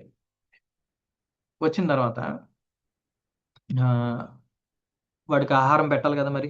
నైట్ వచ్చాడు. ఆహారం పెట్టడానికి మీరు చూసారు. ఇంట్లో ఏమీ లేదు. ఇంట్లో ఏమీ లేకపోతే మీరేం జేస్తారు? హ్మ్. నా ఫ్రెండ్‌కి ఫుడ్ పెట్టాలి. ఇప్పుడు ఏం జేయాలి అని జెప్పి మీ ఫ్రెండ్ దగ్గరికెళ్తారు. వేరే ఫ్రెండ్ దగ్గరికెళ్తారు. వేరే ఫ్రెండ్ దగ్గరికెళ్లి డోర్ నాక్ చేసి మిడ్‌నైటే అరే, ఒక ఫ్రెండ్ వచ్చాడురా, చాలా దూరం నుంచి ప్రయాణం చేసి వచ్చాడు, ఆకలితో ఉన్నాడు రా, ఆడికి పెట్టడానికి నా దగ్గర ఏమీ లేదు, దయచేసి ఒక్క ఒక్క 3 రొట్టెలు ఎవరా నాకు అని అడుగుతారు. మిడ్ నైట్ కదా, పడుకున్నాడు ఆయన. మిడ్ నైట్ పడుకున్నాడు ఆయన. ఆయన ఆయన భార్య పిల్లలు అందరూ చక్కగా పడుకున్నారు. నా చిన్న పిల్లలు పడుకున్నారు. నేను లేచి ఇవ్వలేనురా ఇప్పుడు, కొంచెం డిస్టర్బ్ చేయకపోతే, నేను లేచానంటే నా పిల్లలు కూడా డిస్టర్బ్ అయిపోతారు, మళ్ళీ వాళ్ళు లెగిసిపోతారు, వాళ్ళ నిద్ర పాడైపోద్ది, నువ్వు వెళ్ళరా బాబు అంటే, ఇతను ఏం చేస్తాడు, లేదు అలా కాదురా, నువ్వు అలా అనొద్దురా, దయచేసి ఆడు చాలా దూరం నుంచి వచ్చాడురా మా వాడు, కొంచెం ప్లీజ్ ఆడికి ఒక్క 3 రొట్టెలు పెడితే ఆడు కొంచెం కడుపు ఫుల్ అయిపోద్ది, లేకపోతే ప్రయాణం చేసి అలసిపోయి ఉన్నాడు. ప్రయాణం అంటే నడిచి వస్తారు కదండి, నడిచో లేదంటే గాడిద మీద వస్తారు. ఆ రోజుల్లో సంగతి ఆలోచించండి. ఈ రోజుల్లో అలా ఉండదు కదా ప్రయాణం. బాగా టైట్ అయిపోయి ఉన్నాడు రా మా వాడు, కొంచెం నువ్వేం అనుకోద్దురా, ప్లీజ్ రా ప్లీజ్ రా ప్లీజ్ రా అని చెప్పి తలుపు కొడుతూ అంతే, ఇంకా చిరాకు వస్తుంది. చిరాకు వచ్చినా సరే ఫ్రెండ్ కదా, వీడు ఒకడ్రా బాబు, వీడు వచ్చాడంటే ఆడికి ఇవ్వకపోతే మళ్ళీ వదలరా బాబు అని చెప్పి లెగిసి వెళ్ళి ఆ, అడుగుతున్న వాడికి కావాల్సినటువంటి ఆ 3 రొట్టెలు ఇచ్చేస్తే ఆడు హ్యాపీ, నేను హ్యాపీ, ఇంక పడుకోవచ్చు, లేదంటే ఇటు వదలడం అని చెప్పి ఎలాగైతే వెళ్ళిపోయి ఇచ్చేస్తారో మీరు మీ ఫ్రెండ్కి మీరు ఎలాగైతే ఆ, మాటి మాటికి అడుగుతున్నాడు కాబట్టి, సిగ్గు వదిలేసి సిగ్గు మాలి మాటి మాటికి రే ప్లీజ్ రా అని అడుగుతుంటే మీరు ఇంకా ఇచ్చి పంపిస్తారు కదా. సేమ్ లైక్ దట్, మీరు దేవుడిని అడగండి. మీ ఫ్రెండ్ లాగా కాదు మీ దేవుడు. మీ ఫ్రెండ్ లేచి ఇవ్వడానికి ఇబ్బంది పడొచ్చేమో కానీ దేవుడు అలా కాదు. దేవుడు రెడీగా ఉంటాడు ఇవ్వడానికి. మీరు అడగండి, మీరు అడగాలి, మాటి మాటికి అడగాలి, సిగ్గుమాలి మాటి మాటికి వేడుకోవాలి దేవుణ్ణి. మనం ఏదైనా ఒక విషయం దేవుణ్ణి అడుగుతున్నామంటే అడిగేసాం అని అటెండెన్స్ చేయించుకోవడానికి చేయకూడదు.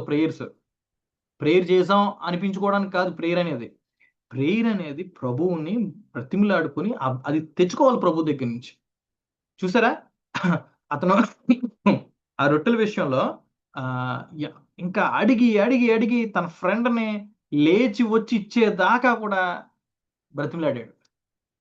చివరికి తన ఫ్రెండ్ లేచి వచ్చి తనకు కావలసిన 3 రొట్టెలు కూడా ఇవ్వడం జరిగింది. అలా ఉండాలి ప్రేయర్ అనేది. ప్రభువుని అలా ప్రార్థన చేయండి అని చెప్పారు యేసుప్రభు వారు. మీరు తండ్రిని అలా ప్రార్థించండి. చిన్న ప్రార్థన నేర్పించడమే కాదు, ప్రార్థన ఎలా చేయాలో ఒక చక్కని టెక్నిక్. ఈ వర్డ్ బాగుంది కదా, ప్రేయర్లో టెక్నిక్ చెప్తున్నారు. ఇలా చేయాలరా ప్రేయర్, మీరు మాటి మాటికి అడగలరా తండ్రిని అని శిష్యులకి ఆయన చెప్పడం జరిగింది. ఒక అద్భుతమైన విషయాన్ని యేసుక్రీస్తు ప్రభువారు ఇదే సందర్భంలో చెప్పడం జరుగుతుంది. అదేంటంటే, అడగండి మీకు ఇవ్వబడుతుంది, వెతకండి మీకు దొరుకుతుంది, తట్టండి మీకు తీయబడుతుంది. అడగకుండానే అడిగితే మీకు ఇస్తానని వరం ఇచ్చాడు ఆయన.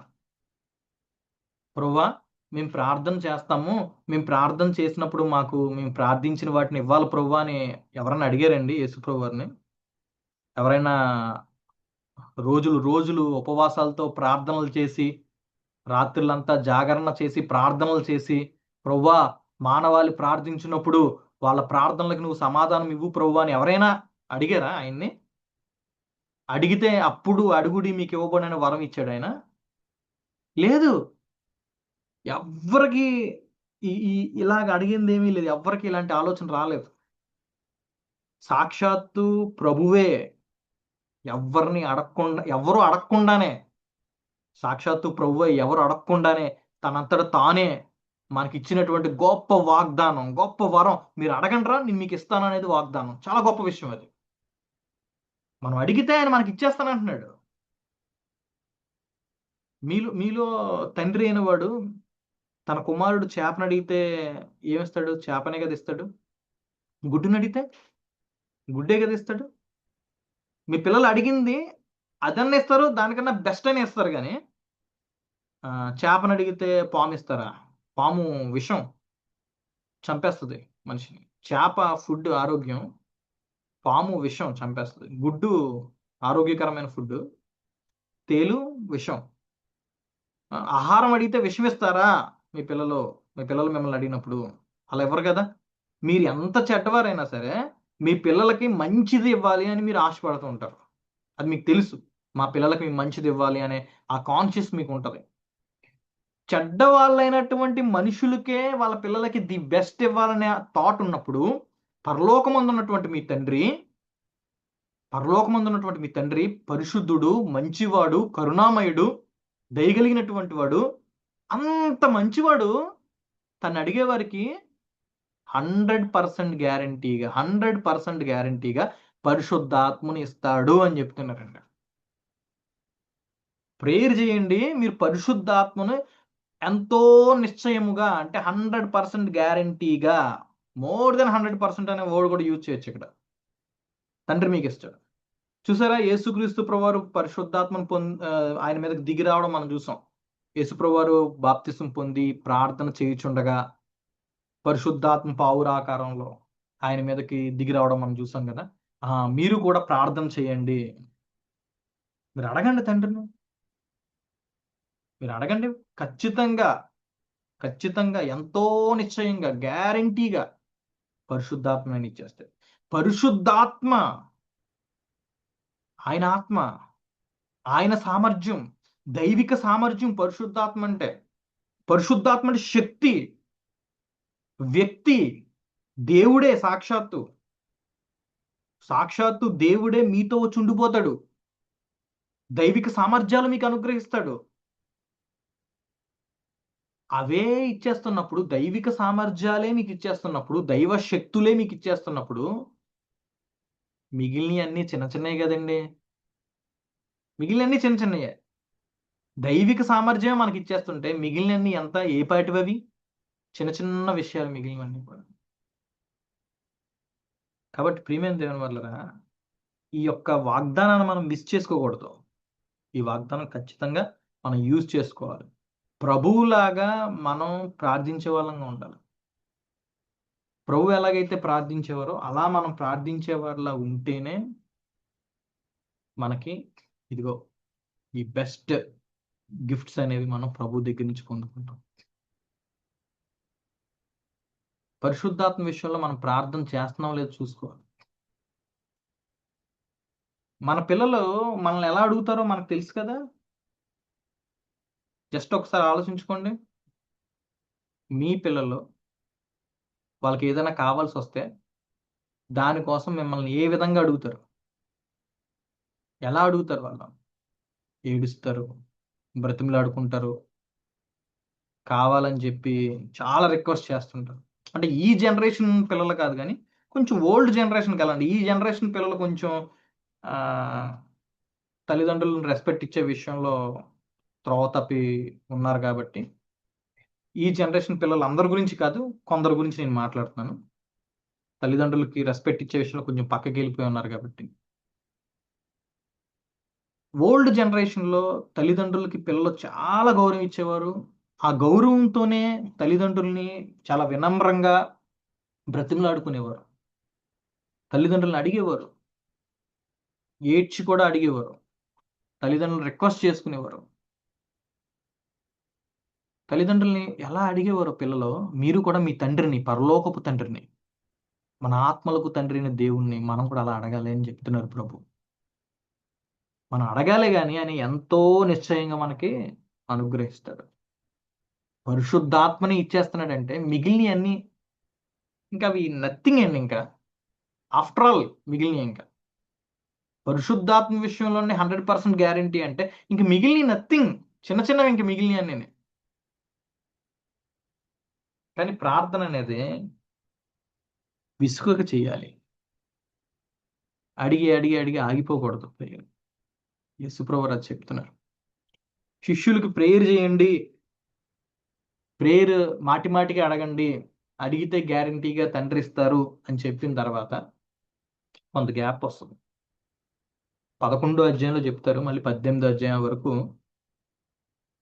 ప్రేయర్ కోసం వాళ్ళని బలవంతం చేసినట్టుగా కానీ లేదా ప్రేయర్ కోసం వాళ్ళకి బోధించినట్టుగా కానీ మనం బహుశా చూడకపోవచ్చు. 18వ అధ్యాయంలో శిష్యులకి విసుగక ప్రేయర్ చేయాలరా అని చెప్పేసి, విసుగక నిత్యము ప్రేయర్ చేయాలి అని ఒక చక్కని ఉపమానం తీసుకుంటాడు ఆయన. నిత్యము అంటే ఇంకా ఎప్పుడు ప్రేయర్ చేయాలి, సేమ్ టైం విసిగిపోకూడదు. ప్రార్థనలో విసుగు వచ్చేస్తుంటది కదా కొంతమంది. అఫ్ కోర్స్ విసుగొచ్చిందనే విషయం మనకు డైరెక్ట్ గా తెలీదు. విసుగొచ్చిందనే విషయం మనం తెలుసుకోవడం చాలా ఈజీ. ఎలా అంటే ఉదాహరణకి మార్నింగ్ ప్రేయర్ చేసుకున్నాం, మధ్యాహ్నం ప్రేయర్ చేసుకున్నాం, నైట్ ప్రేయర్ చేసుకునేటప్పుడు మన మనసు అనిపిస్తుంది అనమాట. ఈరోజు 2 టైమ్స్ ప్రేయర్ చేసుకున్నాం కదా, పర్లేదులే, ఆ, మళ్ళీ రేపు ఎర్లీ మార్నింగ్ ప్రేయర్ చేసుకుందాం, ఇంకా నిద్ర వచ్చేస్తుంది కదా, పడుకొని ఎర్లీ మార్నింగ్ లేగుద్దాం, 4 గంటలకి ప్రేయర్ చేసుకుందాం. ఇలాంటి ఒక థాట్ మన హృదయంలో వస్తుంటాయి. దాని మీనింగ్ ఏంటంటే విసిగిపోయాం ప్రేయర్ విషయంలో మనం. దాని అర్థం అది శరీరం మనకి ఆ విధంగా కమ్యూనికేట్ చేస్తుంది, మనల్నే కన్విన్స్ చేస్తుంటది ఎప్పుడు కూడా. మనం కూడా కన్విన్స్ అయిపోయేలా ఉంటుంటాం. అలా ఉండకూడదు. ప్రేయర్లో విసిగిపోవడం అనేది ఉండకూడదు. నువ్వు ఏదైనా ఒక విషయం కోసం దేవుణ్ణి అడుగుతున్నావంటే అది నీ చేతిలోకి వచ్చేవాలి, నీకు సమాధానం వచ్చేవాలి. నీకు సమాధానం వచ్చేంత వరకు కూడా నువ్వు ప్రార్థన అనేది స్టాప్ చేయకూడదు. ఇంకా ఆ విషయంలో ప్రార్థించడం మానకూడదు. ఇంక రోజు దేవుణ్ణి అడగాలి, మాటి మాటికి దేవుణ్ణి అడగాలి, విసిగిపోకుండా అడగాలి. దానికి ఒక చక్కని ఉపమానం చెప్తారు ఆయన. ఏమని చెప్తారంటే విసుగకు నిత్యం ప్రార్థన చేయడం కోసం. ఒక ఊర్లో అంట ఒక న్యాయాధిపతి ఉన్నాడు. ఇంకా ఆ ఏరియాకి అతనే న్యాయాధిపతి. ఎవరికైనా గొడవలు జరిగితే అతనే న్యాయం తీరుస్తాడు. ఇంకా అతను దాటి వెళ్ళదు ఇంకా. అయితే ఆ ఊర్లో ఒక విధవరాలు ఉంది. విధవరాలు, ఆమెకి ఎవరు లేరు. విధవరాలంటే భర్త చనిపోయిన స్త్రీ అని మట్టుగా అర్థం కాదు. విధవరాలంటే ఏమీ లేని స్త్రీ అని మనం అర్థం చేసుకోవాలి. ఎవరో లేనటువంటి స్త్రీ అని మనం అర్థం చేసుకోవాలి. ఓకే, హిబ్రూ కల్చర్ని బట్టి ఆ విధంగా అర్థం చేసుకోవాలి. ఎవరు లేనటువంటి ఒక స్త్రీ, ఒక అనాథ స్త్రీ లాంటిది. ఆవిడికిని మరొకరితోనూ ఒక గొడవ ఏదో జరిగింది. ఆ గొడవ విషయంలో న్యాయం తీర్చమని న్యాయాధిపతి దగ్గరికి వచ్చింది. న్యాయాధిపతి దగ్గరికి వచ్చి అడుగుతుంది కానీ న్యాయాధిపతి ఆవిడకి ఏమీ న్యాయం తీర్చడంలో హెల్ప్ చేయట్లే. డిలే చేస్తున్నాడు కానీ లేదు, ఏమీ ఆవిడకి రెస్పాండ్ అవ్వట్లే. న్యాయాధిపతి ఎలాంటోడంటే ఎవరికి భయపడేటువంటి వాడు కాదు. దేవునికి భయపడ్డు, మనుషులకి భయపడ్డు. ఒకవేళ దేవునికి భయపడేవాడు అనుకోండి, ఒకవేళ దేవునికి భయపడతాడు అనుకుంటే ఆ విధవరాలు ఏ పరిసయ్యుల చేతో శాస్త్రుల చేతో చెప్పించవచ్చు ఆవిడకి, అతనికి. పరిసయ్యుడు గారు, శాస్త్రులు గారు కొంచెం చెప్పండి నా విషయంలో న్యాయం చేయమని అంటే, అతను దేవునికి భయపడేవాడు కాబట్టి, దైవజనులు చెప్తున్నారు కాబట్టి మనం ఈ విషయంలో మనం హెల్ప్ చేద్దాంలే అనుకోవచ్చు. కానీ అతను దేవునికి భయపడ్డావు, ఇంకా పరిసయ్యులు శాస్త్రుల మాట ఏం ఆలకించడు. పోనీ ఏమైనా మనుషులకు భయపడేవాడా అంటే మనుషులకు కూడా భయపడేవాడు కాదు. మనుషులకు భయపడేవాడైతే ఊరి పెద్దలతో చెప్పించవచ్చు. ఊరి పెద్దల దగ్గరికి వెళ్ళి కొంచెం నా తరపున కొంచెం రిక్వెస్ట్ చేయండి అని చెప్తే వాళ్ళు ఏదో చేసి పెట్టొచ్చు. కానీ ఇతనికి ఎవ్వరూ చెప్పలేరు. ఇతను ఒక మూర్ఖుడు. మూర్ఖుడు, ఎవ్వరికి భయపడినటువంటి వాడు, ప్లస్ అన్యాయస్తుడు అని కూడా ప్రభువు చెప్పారు ఇక్కడ. ఇతను అన్యాయస్తుడు, న్యాయం చేయడు, అన్యాయం చేస్తాడు. ఇలాంటి వ్యక్తి దగ్గరికి ఆమె మాటి మాటికి వెళ్ళి బ్రతిమలాడుకుంటుంది. తర్వాత రా అని ఆయన గసురుకుంటే మళ్ళీ తర్వాత వెళ్తుంది. రేపు రా అంటే రేపు వస్తుంది. సాయంకాలం రా చూద్దాం అంటే సాయంకాలం వస్తుంది. పగలనక రాత్రి అనక ఎప్పుడు పడితే అప్పుడు వెళ్ళి అతన్ని బ్రతిమలాడుకుంటూ ఉంటే అతనికి అనిపించింది, ఏంటి ఈవిడ మాటి మాటికి వచ్చి నన్ను అడుగుతుంది, నేను ఎవరికి భయపడను, ఎవరిని లక్ష్య పెట్టను, నేను ఇంత అన్యాయం చేసేటువంటి నన్ను ఈవిడ ఇన్నిసార్లు అడుగుతుంది ఏంటి. ఓకేలే, ఇంకా ఈవిడి మాటి మాటికి వచ్చి నన్ను అడగకున్నట్లు ఈవిడికి నేను న్యాయం చేసేద్దాం అని చెప్పి అన్యాయస్తుడు న్యాయం చేద్దామని డిసైడ్ అయ్యాడు. అది విచిత్రం ఇందులో. బ్రతిమలాడగా మాట్లాడగా రిక్వెస్ట్ చేసుకోగా అన్యాయస్తుడే న్యాయం చేయడానికి, మూర్ఖుడే రెస్పాండ్ అవ్వడానికి రెడీ అవుతే ఇప్పుడు మీ దేవుడేంటి? మన దేవుడు న్యాయవంతుడు. మన దేవుడు న్యాయవంతుడు. మన దేవుడు మనం ప్రార్థన చెయ్యాలే గాని మన ప్రార్థన ఆలకించి న్యాయం తీర్చడానికి సిద్ధంగా ఉన్నాడు. దివారాత్రులు తన్ను గూర్చి మొర్ర పెట్టుకునుచుండగా వారికి న్యాయం తీర్చడా అని అడుగుతున్నాడు ఆయన. ఒక అన్యాయస్తుడే మాటి మాటికి అడిగితే, విసుగక అడిగితే న్యాయం చేసినప్పుడు, పరలోకపు తండ్రి, దయగలిగినటువంటి దేవుడు, న్యాయవంతుడు, న్యాయాధిపతి మాటి మాటికి ఆయన అడిగితే నీకు ఆ విషయంలో కృప చూపించడా? నీకు ఆ విషయంలో తీర్పు తీర్చడా? న్యాయం చేయడా నీకు? కానీ ప్రాబ్లం ఏంటంటే, ఆ బీద విధవరాల్లాగా మనం ప్రార్థన చేస్తున్నామా? అదే ఇక్కడ సమస్య అయిపోతుంది. అందుకే యేసుక్రీస్తు ప్రభువారు తన శిష్యులతోటి విసుగక నిత్యము ప్రార్థన చేయాలి అనే విషయం చెప్తున్నప్పుడు ఒక మాట అంటాడు ఆయన. ఆయనను మనుష్య కుమారుడు వచ్చినప్పుడు భూమి మీద విశ్వాసం కనుగొనునా అని ఎండ్ చేస్తాడు లాస్ట్లో. విసుగక నిత్యము ప్రార్థన చెయ్యండి అని చెబుతూనే ఆయన విశ్వాసం కనుగొంటానా నేను వచ్చే నాటికి, భూమి మీద విశ్వాసం ఉంటదా అనే మాట చెప్తున్నాడంటే, ఈ నిత్యము ప్రేయర్ చేయడానికి ఈ విశ్వాసానికి మధ్యన ఏదో సంబంధం ఉంది. ఆ సంబంధం మనం తర్వాత ఎప్పుడైనా మాట్లాడుకుందాం. కానీ ఒకటైతే నేను చెప్పగలను ఇక్కడ. విశ్వాసం లేకుండా, విసిగిపోకుండా నిత్యము ప్రార్థన చేయడం అనేది సాధ్యం కాదు. కేవలం విశ్వాసులు మాత్రమే విసిగిపోకుండా ప్రార్థన చేయగలరు. ప్రియమైన దేవుని వాళ్ళరా, మీరు అర్థం చేసుకోండి. ఒక విషయం చెప్తాను. ఈ బీద విధవరాలు ఎందుకు ఆ న్యాయాధిపతిని తరచుగా మాటి మాటికి వెళ్ళి బ్రతిమలాడుకుంది? ఎందుకు మాటి మాటికి వెళ్ళి బ్రతిమలాడుకుందంటే, ఆమెకు తెలుసు ఈయనే న్యాయాధిపతి, న్యాయం అంటూ చేయగలిగినటువంటి వాడు ఈయనే, ఆ అధికారం ఈయనకే ఉంది, ఈయన కాకుండా ఎవ్వరూ న్యాయం తీర్చలేరు అనే విషయం ఆవిడకి తెలుసు. ఆవిడ ఆ విషయం తెలుసు కనుక న్యాయాధిపతి మీద విశ్వాసం ఉంచి మాటి మాటికి ఆయన బ్రతిమలాడుకుంది. మనకు కూడా ఆ విషయం తెలియాలి. దేవుని దగ్గరికి వెళ్తున్నప్పుడు మన దేవుడు సర్వాధికారి అని, ఆయన అన్నిటి మీద అధికారం ఉన్నవాడని, ఆయన అడిగిందల్లా అనుగ్రహించగలిగినటువంటి సామర్థ్యం కలిగినటువంటి వాడని, ఆయన న్యాయం చేయగలిగినటువంటి న్యాయాధిపతి అని మనకు తెలియాలి ఆ విషయం. ఆయన తప్ప ఎవ్వరూ కూడా ఏమీ చెయ్యలేరనే విషయం మనకు తెలియాలి. అప్పుడే ఆయన్ని మనం గోజాడుకోగలుగుతాం. తెలియడం అంటే బై నాలెడ్జ్ తెలియడం కాదు.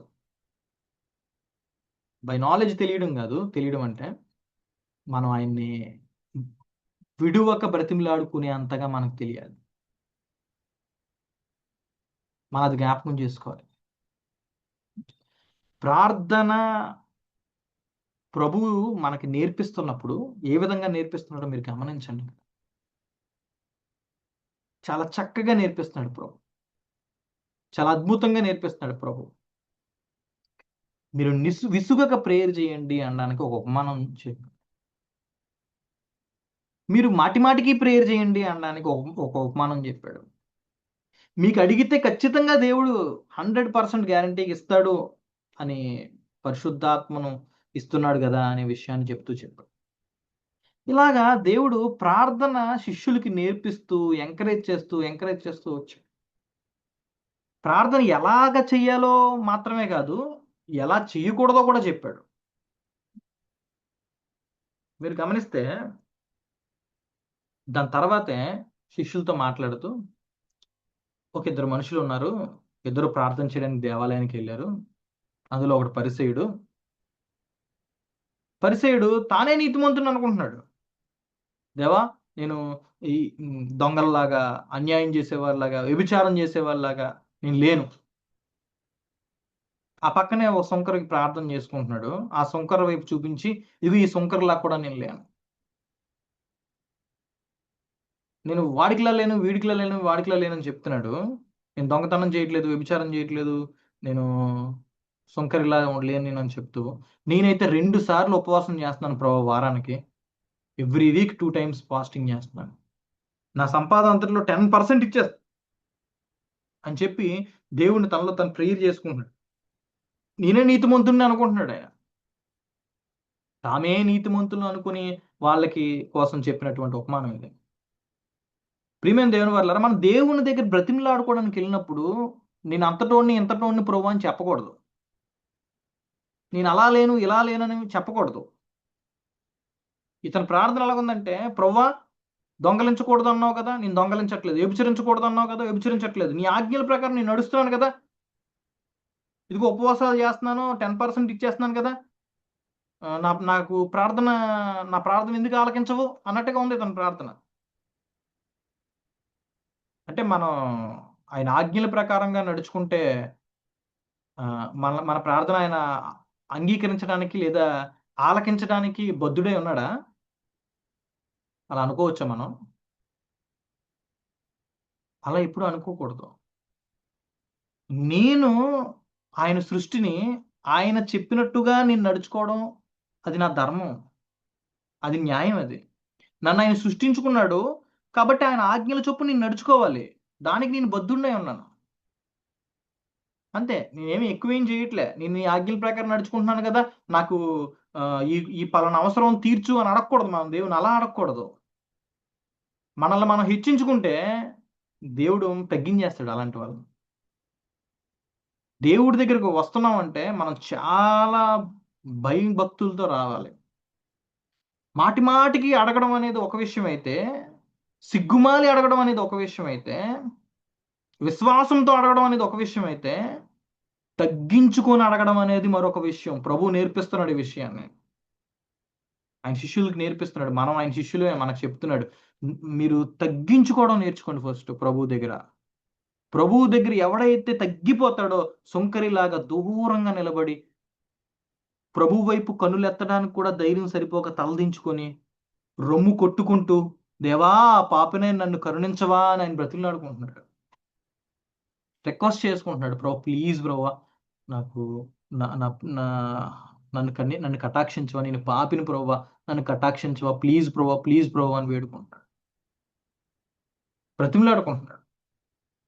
ఈ పక్కనేమో నేను నీతిమంతుడిని ప్రభువా, నేను ఉపవాసాలు చేస్తున్నాను, నేను 10% ఇచ్చేస్తున్నాను, నేను దొంగతనాలు చేయట్లేదు, వ్యభిచారం చేయట్లేదు, నేనేమి ఇలాగా ఈ సుంకర్లా లేను అని చెప్పుకుంటున్నాడు. ఈ వ్యక్తి ఎవరితోనూ కంపేర్ చేసుకుంటలేదు. తను తాను పూర్తిగా తగ్గించుకున్నాడు. మీరు పరలోకమందున్నటువంటి దేవుడు, మీ ముందు నేను నిలబడ్డానికి కూడా పాత్రుడిని కాదు. మీ దేవాలయం దగ్గర నేను ఉండడానికి కూడా పాత్రుడిని కాదని చెప్పి దూరంగా నిలబడ్డాడు. కన్నులు దించేసుకున్నాడు. రొమ్ము కొట్టుకుంటున్నాడు. తన పాపిని అని తాను చేసినటువంటి విషయాల్లో పశ్చాత్తాపడుతున్నాడు. ప్రభువా నన్ను కరుణించవా అని పరిశుద్ధత కొరకు అర్రులు చాచుచున్నాడు. ప్రార్థిస్తున్నాడు దేవుని. ప్రియమైన దేవుని వల్ల మనం అలా ఉండాలి ప్రార్థనలో. ప్రభు అది చెప్తున్నారు. ప్రార్థన అంటే తగ్గించుకొని చేయాలి. చూసారా ప్రభు మనకు నేర్పిస్తున్నాడు ఈ విషయాలన్నీ కూడా. శిష్యులతో ఆయన బోధిస్తున్నాడు. మొదటగా ప్రార్థనే లేని శిష్యులకి తన ప్రార్థనా జీవితం చూపించడం ద్వారా ప్రార్థన పట్ల ఆసక్తి కలిగించాడు. వాళ్ళంతట వాళ్ళే ప్రార్థన నేర్పుమయ్యా అని అడిగేలా చేశాడు.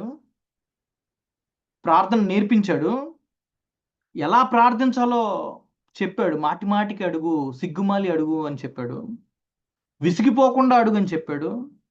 నిన్ను నువ్వు తగ్గించుకొని, ఒక సుంకరి ఎలాగైతే తను తగ్గించుకున్నాడో అలా అడుగు అని చెప్పాడు. హెచ్చించుకొని అడగొద్దు, నీతిమంతుడినని దేవుడి దగ్గర ప్రూవ్ చేసుకునే ప్రయత్నం చెయ్యొద్దు అని చెప్పాడు. ఏమి చెయ్యకూడదో dos and don'ts in prayer ప్రభు నేర్పిస్తున్నాడు శిష్యులకి. అదేవిధంగా ఇంకో మాట కూడా చెప్తాడు. ప్రార్థన దగ్గర మాయావేషంగా చేయకూడదు ప్రేయర్. మాయావేషంగా దీర్ఘ ప్రార్థనలు చేయకూడదు. దీర్ఘ ప్రార్థనలు తప్పని చెప్పట్లే. దీర్ఘ ప్రార్థనలు చెయ్యొద్దని చెప్పట్లే. ఎందుకంటే ప్రభు రాత్రంతా ప్రార్థన చేశాడంటే అది దీర్ఘకాలం కాదా? అది దీర్ఘకాలం కాదా?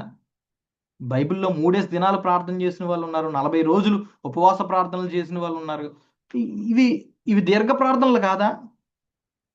గంటల గంటల ప్రార్థనలు దీర్ఘ ప్రార్థనలు కాదా? కానీ ఇక్కడ ప్రాబ్లమ్ ఏంటంటే హెచ్చింపు కోరుకొని, అగ్రస్థానాలు కోరుకొని, గొప్పలు కోరుకొని, సింహాసనాలు కోరుకొని, ఏదో ప్రార్థనాపరులు అనిపించుకోవడం కోసం వేషధారంగా పైకి ప్రార్థనాపరులు అనిపించుకునేలాగా ప్రార్థనలు కనుక చేస్తే దేవుడు చెప్తున్నాడు వారు మరీ విశేషముగా శిక్ష పొందుతారు అని చెప్తున్నాడు. వేషధారి ప్రార్థనలు చేయకూడదు.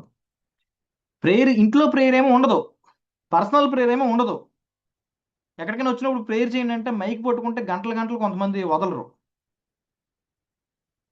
అంతా ప్రేయర్ చేసిన తర్వాత వచ్చి ఏమంటారు, బాగా ప్రార్థన చేశానా అని అడుగుతారు. ఎవరైనా బాగా ప్రార్థన చేసామంటే సంతోషపడతారు. వీళ్ళు ప్రార్థన ప్రభు ఆలకించాలని కాదు, వీళ్ళని ఎవరో ప్రార్థనా పరులు అనుకోవాలనేటువంటి తపన వీళ్ళది.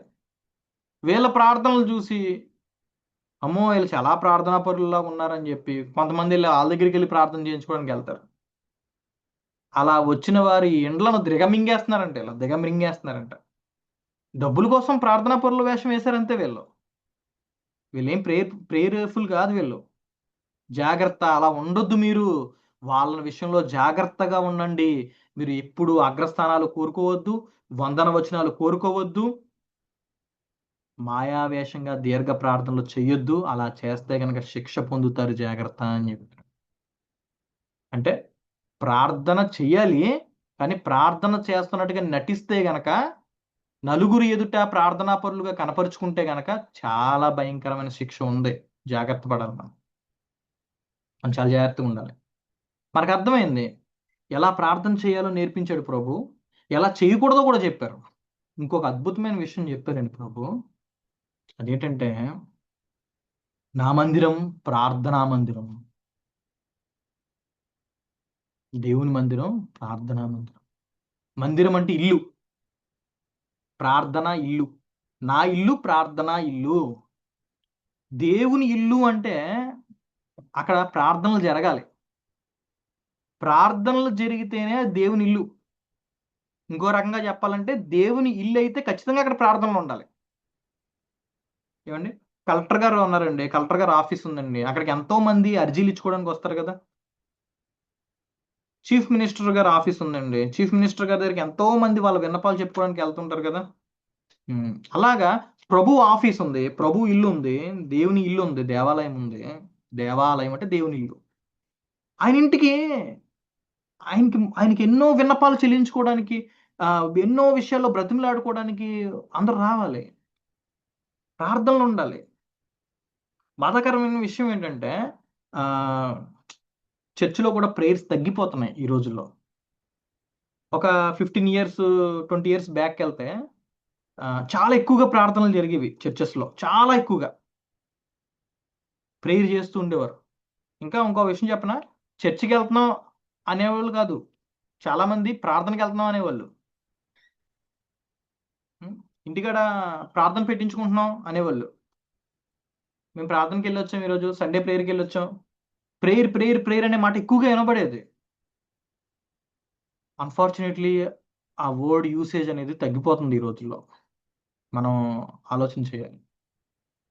ఇంకో విషయం కూడా జ్ఞాపకం ఉంచుకోండి, ఆయన ఇల్లు ప్రార్థన ఇల్లు అంటే ప్రార్థన ఇల్లు ఆయన ఇల్లు అనే విషయాన్ని కూడా జ్ఞాపకం ఉంచుకోండి. అంటే ఇప్పుడు మన ఇంటికాడ ప్రేయర్లు జరుగుతున్నాయి అనుకోండి, ఆయన కూడా ఉంటాడు. మన ఇంట్లో ప్రేయర్ లేకపోతే ఆయన ఉండడు. ప్రేయర్ లేకపోతే ఆయన ఉండడు. ఎవడు దీనుడుగా తను తగ్గించుకొని మాటి మాటికి విడువక విసుగక ఎల్లప్పుడూ ప్రార్థన చేస్తూ ఉంటాడో వాళ్ళ దగ్గరికి ఆయన వచ్చేస్తాడు. వచ్చి ఆయన్ని వాళ్ళతో ఆయన మంచి సంభాషణ చేస్తాడు, వాళ్ళ దగ్గరగా ఉంటాడు ఆయన. నా మందిరం ప్రార్థనా మందిరం, నా ఇల్లు ప్రార్థనల ఇల్లు. ప్రార్థనలు జరిగే చోట ఆయన ఉంటాడు, లేదా ఆయన ఉన్న చోట ప్రార్థనలు ఉండాలి. నీ ఇంట్లో ప్రేయర్ లేకపోతే ఆయన ఉండడు. ఆయన లేడంటే దాని అర్థం ఏంటి? అదే ఇల్లు దేవుని లేని ఇల్లు, దెయ్యపు ఇల్లు. మన ఇంట్లో ప్రేయర్ ఉండాలి. మన ఇంట్లో ప్రేయర్ లేకపోతే దేవుడు ఉండడండి. మనం ఒకసారి దాన్ని బాగా అర్థం చేసుకోవాలి ఆ విషయాన్ని. మన ఇంట్లో ప్రేయర్లు ఉండాలంటే ఫస్ట్ మనం మారాలి. మనం ఎవరిని ఇంట్లో వాళ్ళని ప్రేయర్ చేయమని బలవంతం చేయడం కాదు. యేసుప్రభు వారు ఏమన్నా తన శిష్యుల్ని బలవంతం చేశారా? లేదు. ఆయన యొక్క ప్రార్థనా జీవితం శిష్యులు చూసి ఆయనకిలా ప్రార్థించడానికి వాళ్ళు ఇంట్రెస్ట్ చూపించారు. మన ఇంట్లో ప్రార్థన లేదంటే అది మనతో స్టార్ట్ అవ్వాలి ప్రార్థన. నాతోనే స్టార్ట్ అవ్వాలి. నేను ప్రేయర్ చేయాలి. నేను ప్రభువును పోలి ప్రేయర్ చేయాలి. ప్రభువుకు లాగా నేను దివారాత్రులు ప్రార్థనలో గడపడం నేర్చుకోవాలి. ప్రభువుకు లాగా రాత్రంతా ప్రేయర్‌లో గడపడం నేర్చుకోవాలి. ఆయన ఎలాంటైతే ప్రేయర్‌ఫుల్ లైఫ్ ఉందో నాకది ఉండాలి. యేసుప్రభు వారి కోసం హెబ్రీ గ్రంథకర్త ఇలా రాస్తాడండి. ఆయన కన్నీళ్లు విడుచుచు, ఆయన శరీరధారి ఉన్న దినాల్లో అంటే కన్నీళ్లు విడుచుచు, భయభక్తులు కలిగి, యాచనలు హ్మ్. యాచన అంటే అడుక్కోవడం. అంతలా అంతలా బ్రతిమలాడుకున్నాడాయన. అలాగా దేవుణ్ణి వేడుకున్నాడాయన. ఆయన దేవునితో సమానుడు. ఆయన దేవుడు. కానీ ఎలాంటి ప్రేయర్ లైఫ్ ఉందంటే, అద్భుతమైనటువంటి కన్నీటి ప్రార్థనా జీవితం, లోతైన ప్రార్థనా జీవితం మన ప్రభువుకుంది. మన ప్రభువుని మనం పోలి నడుచుకోవాలి గదా! మన ప్రభువే కదా మనకు మాదిరి. యేసుక్రీస్తే కదా నాకు మాదిరి. నేను క్రైస్తవుడిని అని చెప్పుకుంటున్నానంటే, నేను క్రీస్తుని పోలి నడుచుకున్న వాడినై ఉండాలి. నా క్రీస్తేమో ప్రార్థనాపరుడు. నేనేమో ప్రార్థన లేకుండా ఉన్నాను. నేనెలా క్రైస్తవుడినవుతాను? నా ఇంట్లో ప్రేయర్ లేదు. నా ఇంట్లో దేవుడెందుకుంటాడు? నేను ప్రేయర్‌ఫుల్‌గా ఉంటే, నన్ను చూసి నా కుటుంబం ప్రేయర్‌ఫుల్ అవుతది. మేము కుటుంబంగా ప్రేయర్‌ఫుల్‌గా ఉంటే, మా ఇంట్లో దేవుడుంటాడు. నా మందిరం ప్రార్థనా మందిరం అని ఆయన స్పష్టంగా చెప్తున్నాడు. ప్రార్థనల చోటు ఆయన ఉంటాడు. ఖచ్చితంగా ఉంటాడు. కాబట్టి ప్రియమైన దేవుని వల్లారా, మనం ప్రార్థనలు ఖచ్చితంగా చేయాలి. ప్రార్థన చేయకపోతే రక్షణ లేదు. సాక్షాత్తు యేసు ప్రభువారే తన నోటితో చెప్పిన మాటలివి. ప్రార్థన చేసేవాడే రక్షించబడతాడు. ఎవడు పడితే వాడు పరలోకానికి వెళ్తాడనేమి లేదండి. స్పష్టంగా చెప్పేసాడు లూకా రాసిన సువార్త 21వ అధ్యాయం 34-36 వచనాలు చూస్తే ఆయన చాలా చాలా స్పష్టంగా చెప్పేసాడు. మీ హృదయాలు ఒకవేళ తిండి వలన, మత్తు వలన, లోక విచారాలు, ఐహిక విచారాలు, లోకాశల వలన మందం అంటే కొవ్వు. మందంగా అయిపోతే గనక, మీ హృదయాలు గనక క్రొవ్వెక్కిపోతే తినడం, పడుకోవడం, ఈ లోక కార్యకలాపాలు. ఇంతే నీ జీవితం అయిపోతే గనక నీ హృదయం క్రొవ్వెక్కిపోద్ది. ప్రభువు చెప్తున్న మాట. తిన్నామా, నా పనుల్లో నేను బిజీగా ఉన్నానా, నేను పడుకుంటూ పోయానా, చాలు ఇంతే జీవితం అన్నట్టుగా బ్రతికేస్తే, వాళ్ళ హృదయాలు క్రొవ్వయిపోయినయి ఉంటాయి. అలాంటి వాళ్ళకి ప్రభువు యొక్క రాకడ ఉరి వచ్చినట్టు వస్తదంట.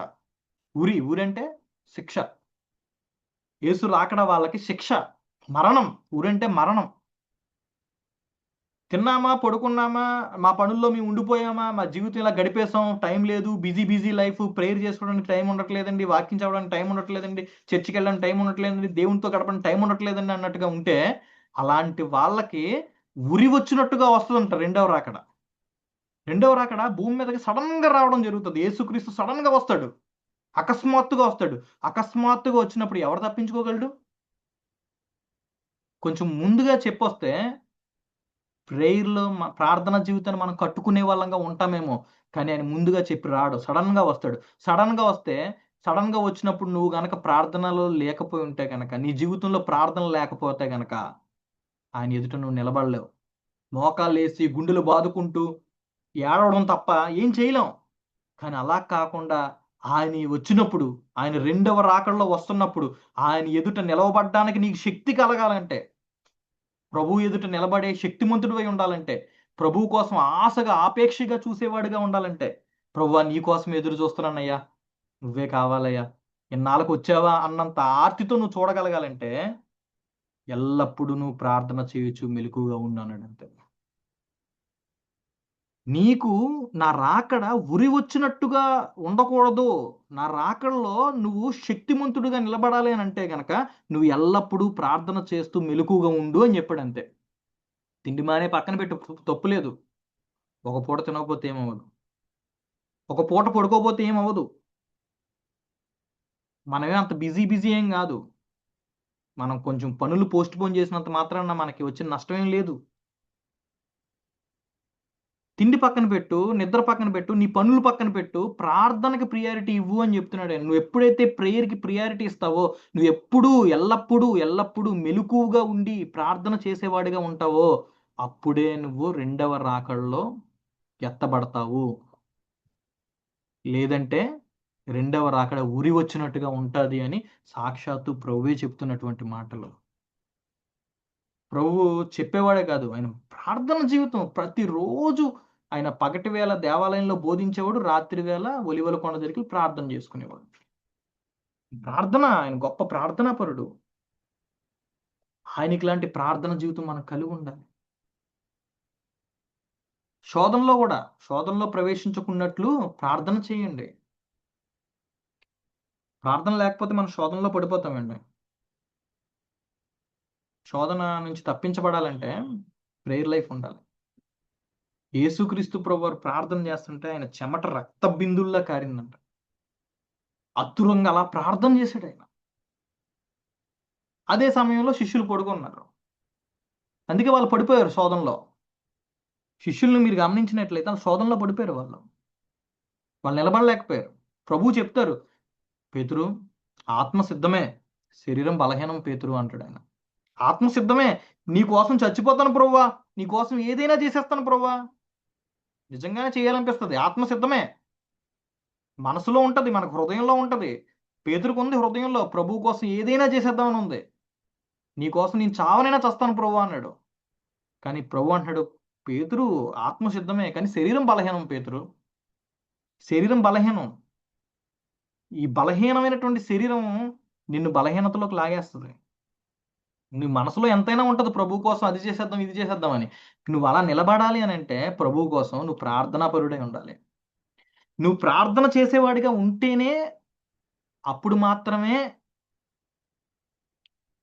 మనం మన హృదయంలో ప్రభువు కోసం ఆశపడినట్లుగా బ్రతకగలుగుతాం. నేను ప్రభువు కోసం అది చేయాలి ఇది చేయాలి అనుకొని ప్రేయర్ లేకపోతే మనం ఏమీ చేయలేం ప్రభువు కోసం. యేసుక్రీస్తు ప్రభువారు ప్రార్థనా జీవితాన్ని చూసి మనకు ఇన్స్పైర్ అవ్వాలి. ప్రభువేంటి దేవునితో సమానుడైన ఆయన కుమారుడు. కుమారుడై ఉండి ఆయన అంతలా ప్రార్థన జీవితం గడిపాడే. రాత్రంతా ప్రేయర్ గడిపాడే. ఫాస్టింగ్ ప్రేయర్స్ ఉన్నాడే ఆయన. రోజు ప్రేయర్‌లో ఉండేవాడే. ఆయన ప్రేయర్ చేస్తున్నప్పుడు ఎంత కన్నీళ్లతో రక్తం కారేంత ప్రార్థనలు చేసాడే. నేనేంటి ప్రార్థనలో ఏం ఉండట్లేదు, పడుకుండి పోతున్నానేంటి ప్రేయర్‌లో అనేది మనకు అర్థం కావాలి. ప్రభువు తన మాదిరికరమైన ప్రార్థనా జీవితాన్ని శిష్యుల ఎదుట ప్రదర్శించాడు. ప్రార్థన విషయంలో ఆయన చక్కగా నేర్పించాడు. ఇంకొక విషయం ఏంటంటే, ఏ విషయంలోనూ శిష్యుల్ని ఆయన బలవంతం పెట్టినట్టుగా మనం చూడమేమో గాని, ప్రార్థన విషయంలో బలవంతం చేస్తాడు శిష్యుల్ని. ప్రేయర్ చేయండిరా, ప్రేయర్ చేయండిరా, ప్రేయర్ చేయండిరా అని చెప్పి శిష్యుల దగ్గరికి వెళ్లి, పడుకున్నారా? ఒక్క గడియ కూడా మీరు ప్రార్థన చేయలేరా? ప్రేయర్ చేయండి అని చెప్తుంటాడు వాళ్ళు. శిష్యుల్ని తొందర పెడతాడు ప్రేయర్ విషయంలో. శిష్యుల్ని బలవంతం చేస్తాడు. ప్రేయర్ అంత ఇంపార్టెంట్. ప్రేయర్ చేస్తేనే మనం పరలోకం వెళ్తాం. లేదంటే వెళ్ళలేం. ప్రార్థన చాలా ఇంపార్టెంట్ అండి. సాక్షాత్తు ప్రభువు ప్రార్థనాపరుడుగా కనబడుతున్నాడు. ఆయన భక్తులు ప్రార్థనాపరులుగా కనబడుతున్నారు. ఆయన శిష్యుల్ని ప్రార్థనాపరులుగా ఆయన చేశాడు. ఆయన తిరిగి లేచిన తర్వాత శిష్యులందరూ ప్రార్థనాపరులైపోతారు. మీరు అపోస్తుల కార్యాలు చదువుతుంటే శిష్యులు సమయం దొరికితే ప్రేయర్, ప్రేయర్, ప్రేయర్, ప్రేయర్. ప్రభు ఉన్నంత వరకు విందులు, వినోదాలు, పడుకోవడంలో ఉన్నటువంటి వాళ్ళు తర్వాత గొప్ప ప్రార్థనాపరులైపోయారు. ఆ తర్వాత ఎలాగా వాళ్ళు ప్రపంచాన్ని ప్రభావితం చేశారో మనకు తెలుసు. ప్రార్థన లేనివాడు ఏమీ చేయలేడు. కేవలం దేవుణ్ణి అడిగితేనే దేవుని యొద్ద నుంచి మనం పొందుకోగలం గానీ, మనంతట మనంగా ఈ లోకంలో ఏమి చేయలేం. నాతో అంటు కట్టబడి ఉండకుండా ఎవ్వడు ఫలించలేడు అని చెప్పేసాడు ఆయన. కాబట్టి మనం ప్రభువు నేర్పినట్టుగా మనం ప్రార్థన చేద్దాం. ప్రభువులా ప్రార్థన చేద్దాం. ప్రభువు ఎలాగైతే మాదిరికరంగా ఉన్నారో ప్రార్థన విషయంలో మనం కూడా ప్రార్థనా విషయంలో మన కుటుంబానికి, మన మనతో పాటు ఉన్నటువంటి తోటి విశ్వాసులకి మాదిరికరంగా ఉందాం. కళ్ళు మూసుకొని ప్రార్థన చేసుకుందాం. దయగలిగిన మా తండ్రి, ప్రభువా పరిశుద్ధుడా, వందనాలు, స్తుతులు, స్తోత్రాలు తండ్రి. మాదిరికరమైన ప్రార్థనా జీవితం మాకు అనుగ్రహించండి. నిత్యము ఎల్లప్పుడూ మాటి మాటికి విసిగిపోకుండా సిగ్గుమాలి బ్రతిమలాడుకునే ఆ ప్రార్థనా జీవితం మాకు అనుగ్రహించండి. మీరు ఎలాగైతే మాటి మాటికి ప్రేయర్ చేశారో, ప్రేయర్ ఎలాగైతే మీ జీవితంలో ప్రార్థన కనబడుతుందో రాత్రనక పగలనక ఉన్నటువంటి ఆ ప్రార్థనా జీవితం, ఎల్లప్పుడూ ఉన్నటువంటి ఆ ప్రార్థనా జీవితం దేవా మాకు కూడా ప్రసాదించమని, మిమ్మల్ని పోలి నడుచుకొని మీ శిష్యుల్లాగా మేము కూడా ప్రార్థనా పరులు అగినట్లుగా దీవించమని యేసుక్రీస్తు పరిశుద్ధ నామం నడి వేడుకొచ్చున్నాం తండ్రి. ఆమేన్. ఆమేన్.